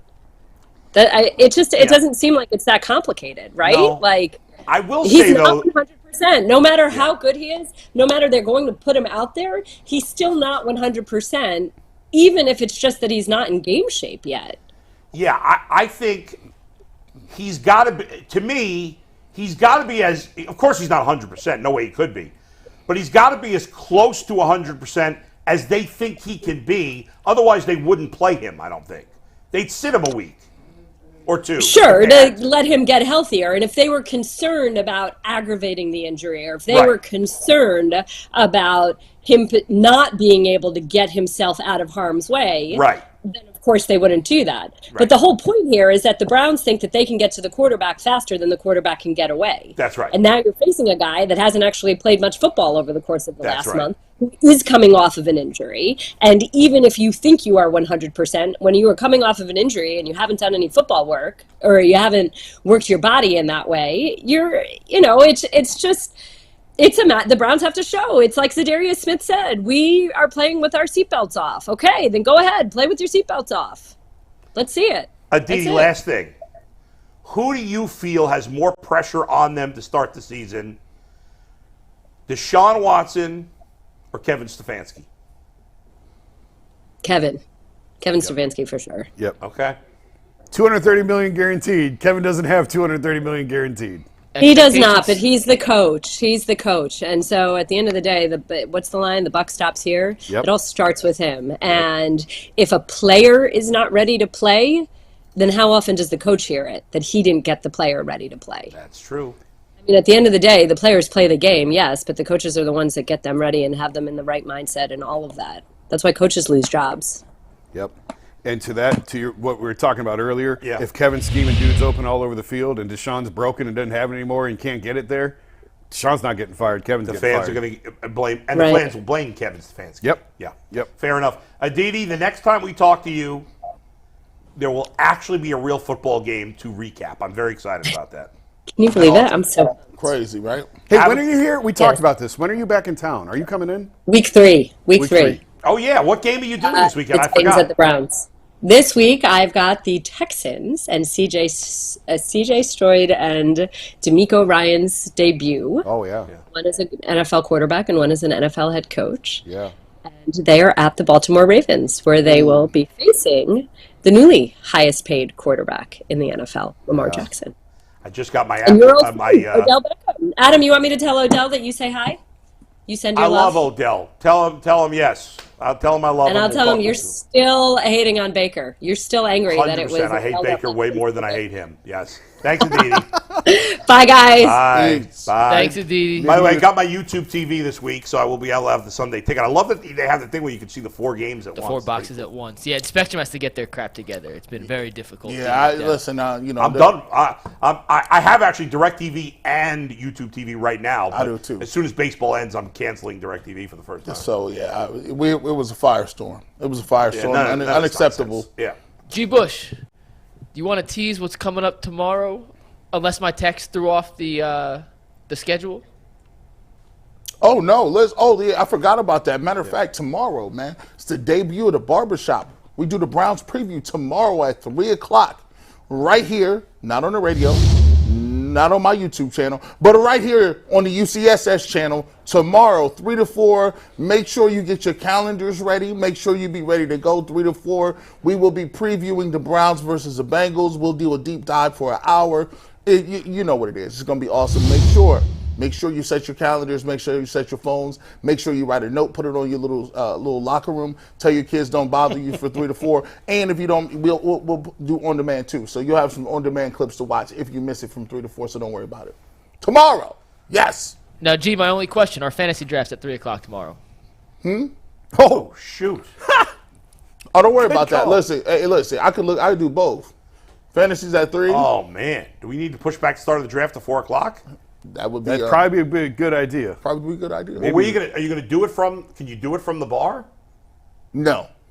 Well, if I leave, if I get in my car at 4 o'clock when I'm done and drive to the bar, sure. Well, so take y'all behind the scenes real quick. G. Bush texted me and said, "Hey, can I promote this?" Yeah. And I said, "Sure, but isn't that the same time as the fantasy draft?" G. Bush read the message, said, "No, we all good."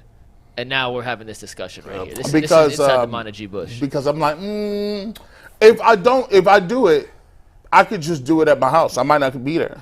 I'll just have to do it from my phone. You might have to draft from your house. I'm not gonna hold everybody else hostage. Yeah, I think that makes sense. So it's happening tomorrow. The draft itself is going to actually start at 3:15. Yeah. Well, why don't we just push it? Is anyone on a tight schedule? Well, no, but they're opening the bar early for us. Well, yeah, but Jason's it's my guy. I mean, his buddy. So it's he my can guy. push it back. Oh, I forgot you own the place. I don't own the. No. Don't you start that. Don't say it out loud yet. Don't say it out loud. We'll figure it out off. We'll deal with that off camera. Yeah, we'll deal with that off camera. But tomorrow, the barbershop. G, we are excited to have you. there. We are excited to have you under the UCSS umbrella. The barbershop, in my opinion, and I'm a little biased, but is the single best radio program in the city, and frankly, it's not comparable. So we are thrilled to have you under the UCSS umbrella once again. We asked Aditi, we kind of set it up with her, but I'm curious from you guys' perspective. Joe Burrow is going to play. Mm-hmm. And I'll just start with this, and I'll let you guys take it from here. If healthy Joe Burrow is X out of 10, what do you expect potentially hobbled Joe Burrow He's not to hobbled. be on Sunday? That doesn't make any sense. They wouldn't be playing him if he was hobbled. So saying hobbled doesn't make any sense. I think Aditi made the point that he might be rusty because he hasn't he started practicing last week, but he hasn't practiced until a couple days ago. He hadn't practiced with the team for 5 weeks. Joe Burrow is the Bengals franchise. Without him, like most teams with a great quarterback, they're nothing. All right? The Chiefs are the best team in football. Without Patrick Mahomes, they're nothing. The Bengals without Joe Burrow are nothing. So they would not be playing him if he were not as close to 100% as they thought he could be. So there's no way he's playing hobbled. As tricky as calf injuries are, and they can, like that, they can 100% snap again. he could redo it. Are you going to kill him on Monday if he re-aggravates this? I will not. Okay. Because they unless I found out beforehand, which I haven't yet, and James Rapine has been consistently saying, like I text him every few days, is Burrow playing, is Burrow playing, is Burrow playing? And he's been telling me consistently, yes. He's been saying for weeks, he's playing, it's fine, he's playing. So I'm assuming he's 99%, 98%, whatever. Like, yes, it's an injury like a hamstring, like a quad, that you could feel 100% and then you could hurt it again. It's possible. And if that happens, their season's shot. It's just as simple He's as out. that. If he re-aggravates it, he's out 4 to 6 weeks probably. At least. At that point, yeah. Well, he already missed 4 to 6 weeks. I would say so. They're not 6 to going to bring 8. him back in another 4 to 6 weeks. He's out 2 months minimum. 6 to 8. Minimum. And their season's over. That's why I am a little bit surprised he's playing. Which is why they must be convinced he's about 100% because why would they take a chance? Yeah. Because they've gotten off the slow starts. They were 2-3 last year. They still made the playoffs. Right. If they thought that another 2 weeks and he's fine, they'd sit him another 2 weeks. Right. Even though listen, like the Browns, the Bengals are playing 2 division games. They play the Browns and then they play the Ravens. So I get it, but the Bengals are a team with Burrow that if he sat out the first 2 games, even if they lost them, they could still make the playoffs. Yeah. But if he gets hurt in week 1 and misses 2 months, it's over. Yeah. I'm not So saying. I have to believe that they believe that another couple of weeks is not going to make a difference. I'm not going to say that they're going to be out to try to hurt Joe Burrow or anything like that, but Jim Schwartz is definitely he talks about it. He was doing a seminar earlier this year, and he was doing a seminar with coaches, and he said, sometimes when you have a quarterback who is very mobile, there's sometimes that you want to invite him to run, right? You're not going to blitz him as much because you want to invite him to run if there's nobody really open. I think that with the line that they have and with some of the guys they can run at him, I think Jim Schwartz understands that Joe Burrow is going to come and he wants to play because it is the Browns and he has not played well against the Browns in the last couple of years. And I think that he can rush the passer. I think that they want him to move him off a spot, not necessarily rush him in order to get him to stay in the pocket. They want to rush him to make him move around. I want to see if he can step up in the pocket and throw from the levels because Joe Burrow does that better than I think Josh Allen. He does that as well as anybody else in the league, is getting to different levels, sliding, moving, protecting, moving, evading people, and then throwing the ball on different platforms to get people open. I want to see if he can do that on one leg. I want to challenge that a little bit earlier. I want to see if he can run a scramble a little bit earlier to see if they can do that. But it's going to be a fascinating matchup because if I'm the Browns, I say, okay, we have an offense that may be able to score a little bit more. Mm-hmm. So they may take more chances on defense. If they score, they may take some more chances. So it'll be interesting to see how the Browns play because there's a lot of new, different just nuances where you can't say, oh, I knew this was coming. A lot of people just don't know. Yeah. I think, Jason, on Friday, you'll be back with us on Friday, and we'll make predictions on the game and whatever. I've honestly been going back and forth for about a week on who I think is going to win this game. Mm-hmm. I've changed my mind like about 4 or 5 times already. And part of it is certainly Burrow. Part of it is certainly Denzel Ward plays a role. For whatever reason, though, the one thing I've kind of stuck with over the last week as I've been thinking in more detail about this game, I have a feeling this game's going to be a lot lower scoring than many people think. I think it's going to be a defensive first game for both teams. That's the way I'm leaning. Based on it's week 1? Well, that's part of it. I mean, and the Bengals offense is probably going to be a little rusty. Mm-hmm. Even though most of those guys have played together for a while now. Burrow the last 2 years hasn't played the preseason, and he's played his worst football early in the season. And so I could see that. But also, Deshaun Watson, this is his first game. Yep. There's a lot of pressure on him. He may kick out that final rust. He may have some nerve-wracking moments. He's got a lot of new faces on that offense, right? The Bengals' defense is really good. I know they're replacing 2 safeties, and that's a big deal because those were 2 good safeties. But the rest of the defense is back, and it's really good, and it's really well coached. And so I expect both defenses in week 1 to have an edge. Yeah. I could obviously be wrong. No, week 1 that's what I'm expecting. I'm expecting a close, low, not like 13-10. Yeah. But I'm expecting like a 20-17. What's the over? Game. What's the over on this? Do we know? The over under. It was. Here, let me get the most updated. I know the spreads. The Bengals are a 2.5 point favorite last time I that's checked. held pretty firm, I think, throughout. It went down to 1.5 a couple of weeks ago, and then went back up to 2.5, and it's just stayed there. So we're using FanDuel because that's what I use for the next topic as well. As it stands right now, this exact moment, 12:33 on September 5th. 2.5-point line. Bengals are favored. Over/under of 47.5, which is slightly lower than the league average of 49.5. Yeah, I kind of like the under in this game. I wonder That's the way I'm leaning. I wonder if week ones typically are lower, just because of kind of what we're talking about. Yes. I think offenses are a little janky in week one, and because these guys don't play a lot in the preseason, defenses are a little bit ahead. Yeah. You could be onto something. I think that there's something to it. I don't think it's going to be. Now watch, it'll be 45-42. I was just going to say, I don't think it's going to be a 40-38 shootout. Yeah. I don't think. And the Bengals and Browns have, even when they haven't been good necessarily, they've had some good really shootouts high-scoring over the years. games. Yeah. But I don't know. What do you think? You think I'm crazy with thinking it's going to be a lower-scoring game? I think games like week one is unpredictable. You don't know what's Totally, going to it's the happen. hardest. And to your point, I'm sorry, G, and then jump right back in. It's the week more than any other that you shouldn't judge a team by. Yes, you could throw and it yet out. People do it. Yeah. But you're 100% right. It is the most unpredictable week in the NFL. Usually, to me, week 3 is where you start to see, like, okay, this is who this team is going to be. Games like this, somebody can get a pick six, somebody can run a punt back, offsides, penalties, things like drop passes, things like that really affect these types of games.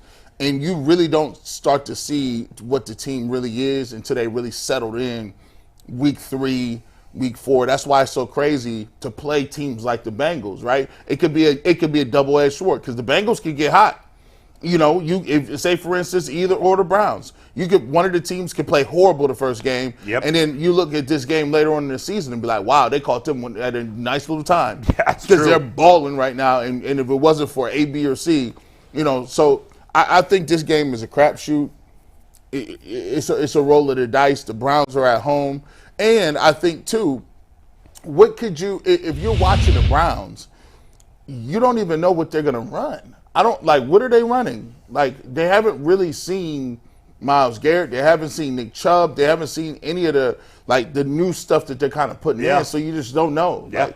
I do want to ask 69 degrees. It's supposed to be a game time. Perfect. Very nice. Perfect. And rain in the morning. So, but I do want to ask you guys one more thing on Burrow, and Aditi mentioned it, but the Bengals signed Orlando Brown to hopefully shore up their offensive line. The Browns obviously brought in the reinforcements. There's 7 or 8 new guys on the defensive line. Last year, I know we at least spoke about how, on paper, we gave the Browns a big advantage defensive line versus Bengals offensive line. Do you still feel like the gap is as big as it was last year between those two particular units? It's interesting because we were wrong last year because the Browns' defensive line was actually worse than the Bengals' offensive line. Yep. Correct. Now, the Bengals' this is the best offensive line the Bengals have had since Joe Burrow's been there. But the Browns' defensive line is Both better. sides have improved dramatically. Both sides have improved dramatically. Orlando Brown is a huge difference. The Bengals have not had a good left tackle since Andrew Whitworth left. He's not elite Orlando Brown, but he's in that next category. He's a good, solid left tackle. He's Jed Wills.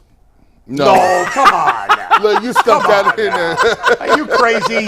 That was slick, Jason. That I know was what you slick. did. That was high-level trolling right there. We were both triggered, so no. Our voice got all deep. No. I think the biggest question with the Bengals' offensive line is, so obviously they're really good at left tackle now. They're really good at center. They're really good at right guard. Their left guard was a rookie last year. He had his ups and downs, but as the year went on, he got better. I think they're in pretty good shape in those 4 spots. The right tackle is the question because they've taken their left tackle, Jonah Williams, who was more like Jedrick Wills. I would say that. And maybe even a little worse than Jedrick Wills. And they've moved him to right. Now, supposedly he's taken to it well. Maybe he'll be better there. But I think it's a big question mark because I don't think he's very good. It might eventually be Lyle Collins, who they had last year right tackle, but he's coming off an injury, and he's not ready to go week 1. So I don't know. But it's definitely the best offensive line they had. That being said, if I had to say give the advantage, Browns D-line, Bengals O-line, I would still give it to the Browns. I'd agree. And I think Zadarius Smith is probably going to be, one of the better defensive linemen. He's not, I wouldn't say he's in the top, 5 pass rushers. that you No, got. but he's top. But he's 15. top 15 though. Yeah. Hey, He's this- top 15 though. This is the second time we've seen this graphic. I can't read below the names. What is that? Oh, those are their PFF grades from last year. That's Oh, Garrett okay. was first at a 119th, Tomlinson and Harris 14th and 17th at a 127 at the defensive tackle position, respectively. Okay. As Darius Smith, 13 I couldn't over figure out what you were 109. doing with that. There you go. That's a nice. We made that the day they signed Shelby Harris, and there was a little more explanation into it, but I just still think it's a nice visual graphic. I guess Yeah. I should add a key to it, but I mean, if all four played to that level of their grades from last year, the Browns should be really I good. mean, that's incredible. Yeah, I don't know other team has that. Philly? yeah, they're the only team with 2 defensive ends Philly and 2 lost a defensive couple of tackles D who rank in the linemen, top 20. after last year. You said this earlier. Do the Bengals just really like? If say for instance the Browns stop the run, right? Yeah. I get the picture. The Bengals really don't care about that. Like I think they want to throw the ball anyway. Is that something that they would? You think they would run the ball a little more? Maybe if Joe Burrow is a little nicked up, or do you think that just like if the Browns stop the run, they're fine with throwing the ball? I mean, I think they're fine, but I do think they want to be balanced. I especially in this game because they've experienced what Myles Garrett can do to them. I mean, we gave the numbers before. Myles Garrett has probably played his best football against the Bengals. He's averaging nearly 2 sacks a game it's against absurd. them. Yeah. It's absurd. If you play based I'll on that, if you repeat played the those- I'll repeat Bengals those every week, stats. you'd have 34 sacks. 5 games, 9 sacks. Okay, so he'd have 60 30 pressures. sacks. Yeah. So now again, I mean, I also think the Bengals have not done a good job, and they don't do a lot of keeping a tight end in to block because they're putting receivers out there, and they feel like, well, we can get rid of the ball, and Burrow's going to make the decision and get rid of it quick. I think for whatever reason, he's held on to the ball a little longer against the Browns. Yeah. And I think part of that's, Denzel Ward's done such a great job. So the Browns have had that great combination of Myles Garrett wreaking havoc and good coverage in the secondary, and it has affected Burrow more than any other team. And I don't even think it's close. Yeah. And Jamar, I can't think of a game where Jamar Chase has like killed us. Like we haven't. Look at it. I don't know. We haven't had. I just feel like there just hasn't. I don't know. This could be the exact opposite, but I haven't seen the. No, you're right, G. You ready? Yeah. Well, he did last year. He had a very good game. But his first 2 games against Cleveland, he had 13 targets and 6 receptions for 49 yards in the first, no touchdowns. In the second, he was only targeted 4 times, had 2 catches, 26 yards. Did he play that whole game? I think that was a game that I'm not Burrow- sure, but One last of year in those December, games, he I think that second game, he was just trying to set a rookie trying record. to set the record. Yeah. And then they took him out because I don't think Burrow played. Yeah, Fair. you're right. in that final, in the third and most recent game, this was December 11th of last year, he had 10 catches, 120 yards, and a touchdown. And the Bengals won. Not a surprise, right? That was the game where who was it that didn't play in it? In Jeff Howard, the defensive Well, backs coach. that wasn't that game. Yeah, That I was thought it was. He missed. No, he missed the first game. Yeah, I think he he missed did. the first matchup, right? Mike just gave Yeah, us Yeah, he did December not. numbers. Yeah, he did not play when the Browns beat them on Halloween. Jamar Right. Chase did not play. That Yeah. was the game. No. This is the December game is what. Where- That's the game. It was late in the year. I remember Yeah. it was late in the year where someone else didn't play. T. Higgins didn't play. Was I don't it Yeah, think. Jet, Oh, well, no, no. you're right. And Jet Howard goes, we didn't expect him to play. We missed their whole game plan up when we found out. I said, why don't you just put Right. 3 dudes on them? And they were Right, like, right, right. kind of That's right. Because I think Tyler Boyd missed that game too, Yeah, didn't he? yeah. Trent I think- Taylor was their guy. I think Boyd missed the game, and then Higgins got hurt right in the beginning. Yep. That's And exactly you're what right. happened. And then he made that comment. And Chase was the only one out there and still right. went nuts. And I think he made the comment, and we were like, he made it seem like it was worse for them that Higgins got Right. hurt. Yeah. Right. Yeah. Which that was insane. It. That was it. Obviously. Go ahead, Mike. We got one more thing we got to get to. I got one final read to get in here. But if you guys need gear for the upcoming Browns season, make sure you check out fanatics.com/UCSS to get your swaggy, fancy, classy Browns gear for the upcoming season. Tailgate season is upon us. The Muni Lot will be rocking next Sunday, or this Sunday, actually. This Sunday. It feels so weird to say this Sunday. Football is officially back. But if you need new gear, check them out at fanatics.com/UCSS. I just whispered, thank God that football's back. Thank goodness. You're right. Are we going to talk about because I think the really fascinating matchup is the Bengals D-line against the Browns O-line. I think that's We're gonna neck get to that and neck. tomorrow. We're going to do that tomorrow? Yeah, we're okay, gonna get to so that we'll get into tomorrow. that now. So, Go ahead, and we Mike. have a whole week of previews. You're right. We try to keep it in at least the same vein instead of bouncing all over the Fair place. enough. But, Fair enough. Go ahead. and we're going to also little preview for the rest of the week. on Thursday, we'll make all of our picks. Division winners, Super Bowl winners, playoff picks. We're going to do Browns season superlative picks on Friday as well, on top of headlines. A lot of big things coming. Some new stuff we have never done before. Yeah. That'll be added to our post-game rotation, including some player grades and stuff like that. And a big announcement coming up we expect this week. Hopefully, fingers crossed this week. Hopefully. If it's not on me, just don't look at me to tell you what. Tim Couch and Leroy Horde make their returns this week. Ben Baby's back on Thursday with Mary Kay. And we got to talk about him and James Rapine. I told you I texted Ben as soon as James Rapine said that, and he wanted to get in. But talk about why Joe Mixon hates Ben Baby. Yes, we'll talk about it all. But we do have a topic to get to real quick. Yes. The modern day, and I say modern day since realignment happened and NFL divisions went from 5 to 4 teams. The record for wins. That's fairly recent. I mean, it wasn't that long ago. 20 years, 2 decades. Okay. Or 21 years.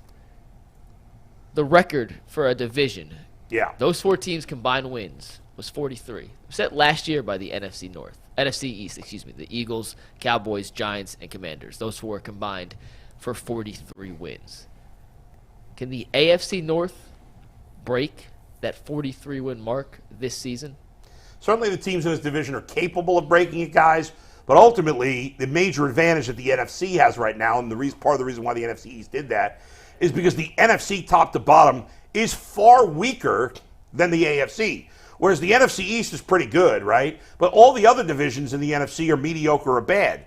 In the AFC North, not only is it the best division in football, but you also have the AFC East, which is loaded. You also have 2 great teams in the West, including the best team, and a pretty good Jaguars team in the South. So the AFC is much better top to bottom. If you look at the projected win totals, 40. It would get you to 40.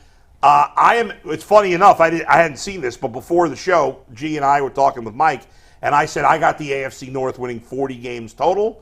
I'm right with the number on FanDuel. I got 40, so I got the AFC North is definitely capable of breaking that record. I don't think it'll happen, though, because I think they're playing tough schedules, and it's a tough division. I'd be surprised if anybody in this division went better than 4-2 in the division. So I've got 40 total wins for the AFC North teams. I got like 41. Okay. And I think there will be 3 teams that get double-digit victories. But I do think the team I've got the Steelers coming in last place. I don't buy the Steelers. I know that they've been 8-8 forever, but I just don't buy that. Given the fact that, Pickett is going to play a whole year. And I'm just not a big believer in their run game. I'm not a big believer in what they can do defensively. I got a couple nice pieces, but if I actually got them winning probably like 7 games. 7 games. Yeah. Ooh. 7. Yeah. 7. Was that 7-10? 7-10. Put me down as a yes. I think they will break the record. Wow. I think they will. It's a lot of wins. It is. But, I mean, if you look at the graphic that was just up there, the NFC East went 43-23-2.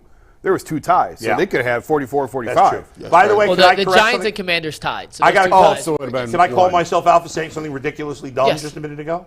Yes. I talked about no team having more than 4 wins in the division. That's idiotic. That doesn't matter. When they lose to another team in the division. Right. So it's a win. Yeah. It doesn't. There's guaranteed. Every team is guaranteed to win 12 games every. Within the division. Right. Is it 12? Is it 24 total 3, games? 6. I don't know. We only count in 3s and 7s. If it's an even number right now, I don't care. Because whether they're all 4-2 or all 3-3, it's 18, right? It's 18. 4-2. Yeah. Is it 18? Well, it's 4 teams. You play 3 times 2, 6 times 3 teams is 18. Mm-hmm. So there's 18. You're guaranteed 18. Yeah, he's right on that one. Yep. It's really a matter of how badly your division beats up on the others. All the teams could go 3-3. That's 12. So it's 24. I don't know. Whatever. Jason's theory is right. His math is wrong. What Bull said is correct. Everybody's going to go. There's going to be 12 wins and 12 losses. Unless there's a tie. Why are we doing this? Yeah. You have 6 games against every opponent. I know that, but when you start, you're double counting almost. I don't know. Whatever. I'm telling you, Give me the over. Got it right. Here's how you got to think of it. Each team plays 6 division games. Yeah. 6 times 4 is 24. They can only win 1 and lose 1. So unless there's a tie, there will be 12 wins and 12 losses. 12 and 12. No matter what. All right, whatever. Give me the over. I'll take the 40. I think the division's that good. Don't ask me who's going to finish last in this division because It's hard it to could say. be any of the four. Any of the four could win it. The only Any of the thing four that could would lose surprise it. me is if the Bengals finish last. I'm not saying they're definitely going to finish first, Yeah.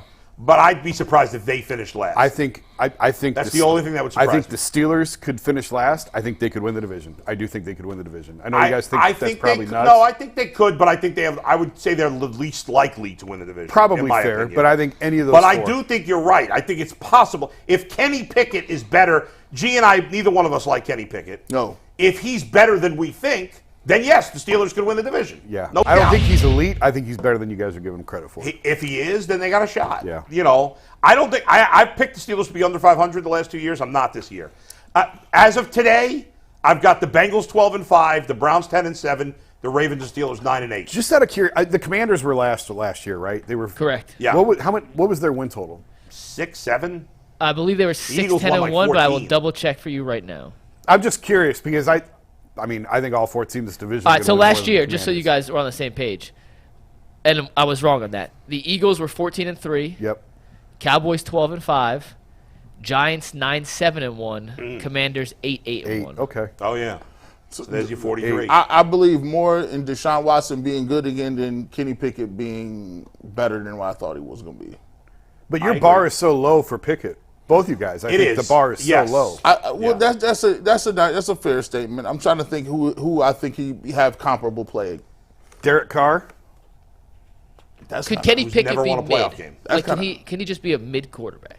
if I that's think he kind of could high. be a mid quarterback. Derek Carr. I think Derek Derek Carr. Carr. Derek Carr to me is top of the mid. Yeah, top. He's yeah. top mid. To me, that's his best case scenario. Yes. See, I think he's going to be Mac Jones, which is not a starter in the NFL. But certainly, now part of it may be me and G both, even though we grew up rooting for different teams, we both hate the Steelers, and we don't want. I think them to that's be good. coloring this a little and that bit. might play a role. Yeah. Yeah, you're right. You know, like I might just not be able to wrap my brain around that they got lucky and got another good quarterback after Ben. But I just don't. See it. I don't see it. I don't- but maybe- everybody's going nuts about this guy. We'll Maybe see. it's. Man, I don't know, man. Maybe it's like I don't know. Maybe he has to have like he change his number and wear different colors, and I don't know, but I just don't see it. I think he's what the Steelers have been the last bunch of years, mediocre, Andy Dalton. You think he's Andy Dalton? basically. Andy Dalton was good for a couple years. Like 3-4 years. 3-4 he years, was pretty good. he was pretty good, Andy but- Dalton was basically Derek Carr, right? Like when he was at his best. Carr was better, but it's I mean, comparable. Yeah, it's comparable. Jared Goff.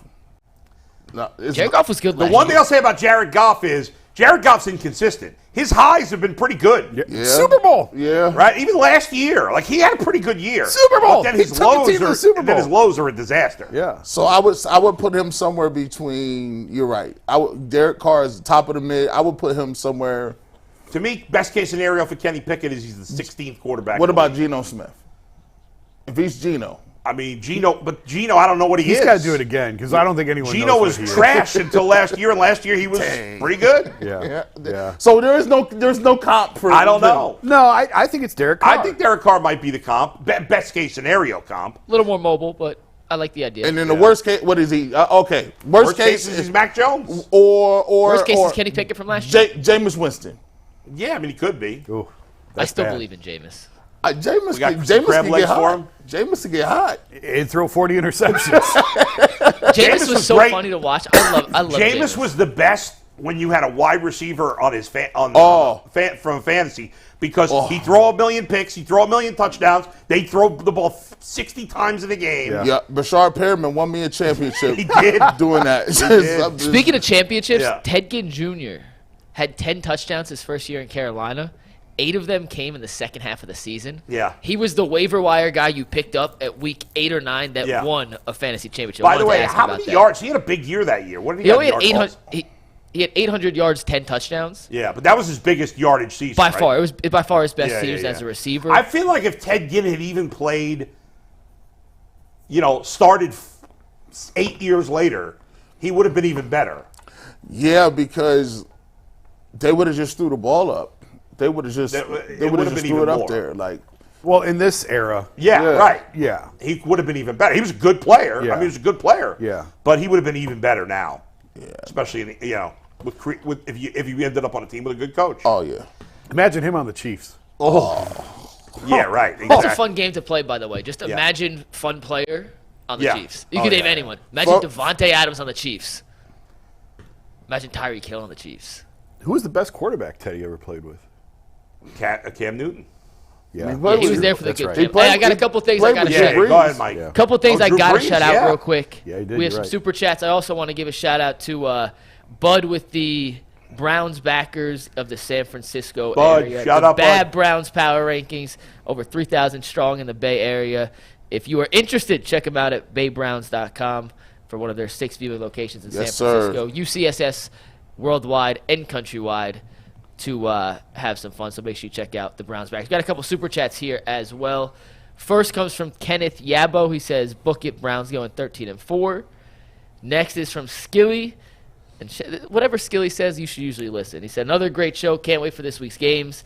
Saw you guys on the homepage last night of my Fire TV.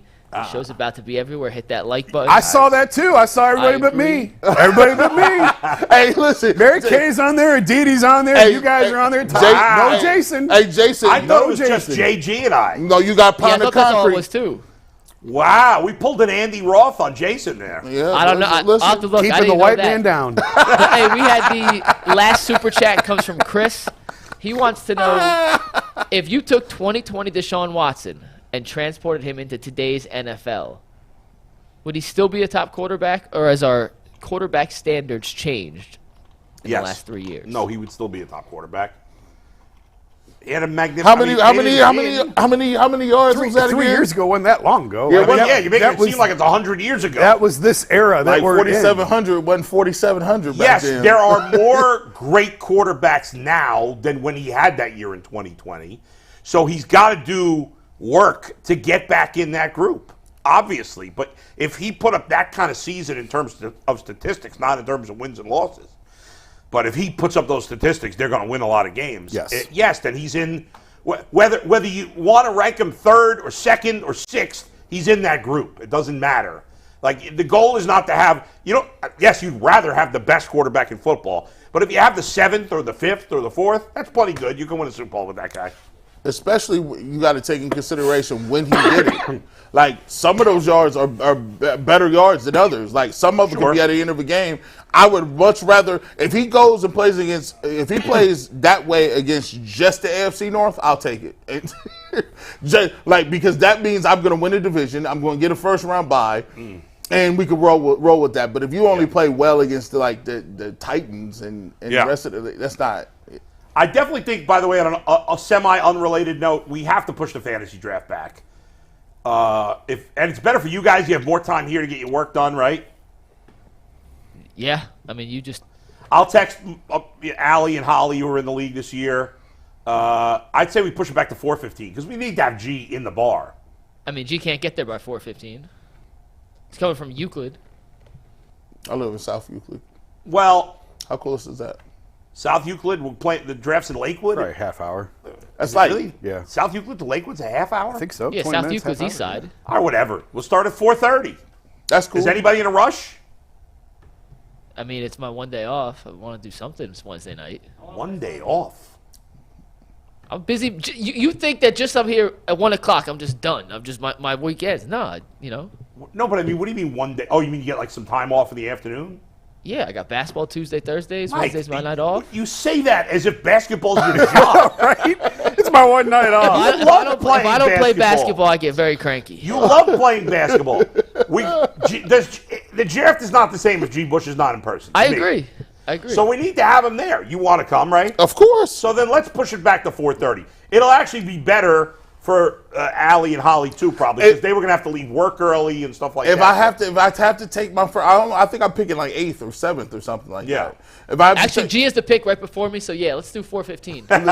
hater, I will be locked in, loaded, and I will have it. Can you queued tell up. your buddy we're gonna start at 4:30 instead? Yeah. All right. I Cool. will That'll have it probably make it queued. easier on them. They don't have to open early. Is it going to be open to the public? Don't say the name of the restaurant yet, but is it open to the public? We're gonna be in a private room, I think, or I It's don't know. not If it's a that private private. room. It's but, not that private. Well, it was. If we did it at 3:15, it was private, but now 4:30. Well, but we were gonna be done by 4 o'clock. Well, you think people are going to show up to watch us draft? Yes, A couple. There'd be like 3 There or would 5 be people, that would. which I'm not against. I'm just Yeah. asking. Let's discuss that off the air. Okay. All right, let's push it back to 4:30. I'll send you you got to text Leroy. I will. Oh my God, I love Leroy. I talked to him this morning. He's ready. Leroy's on tomorrow. Yeah, He's cooking. Leroy. he's been holding stuff in gassed for up over 6 and months. under. ready to go. Hey, let's bring back good bet, bad bet real quick. Yeah. Will Leroy 2 questions? Yeah. Will Leroy have an answer over 5.5 minutes? Oh, yeah, easy money. Will Easy the money. combined Or will panel it be tomorrow? an answer? If he spends like 5 seconds talking about what I asked him or what No, he asked an answer. It doesn't matter if it's an answer to the question, but Yeah. you ask question, Leroy then goes for 5.5. You should run a clock in the bottom of the corner when he starts The talking. question shouldn't be that. The question should be, will he have any answers under 5.5 minutes? Fair. And the part 2 of will the Yeah. combined panel, Tyvus is in for Jason tomorrow, will we get 7 words in total after Leroy starts going? You should do the number of questions total. How many questions total can Well, you it's get in? 1.5. 2.5. 1.5.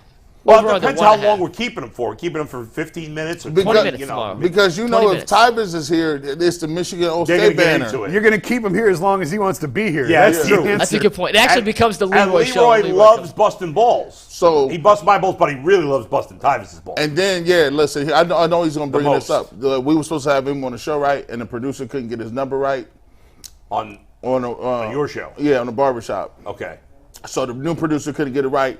He's like, "What happened? What happened?" Hey, massive Good numbers impression. again today. Shout out to the people. Y'all the best. We're talking Deion Thanks, Sanders everybody. in overtime.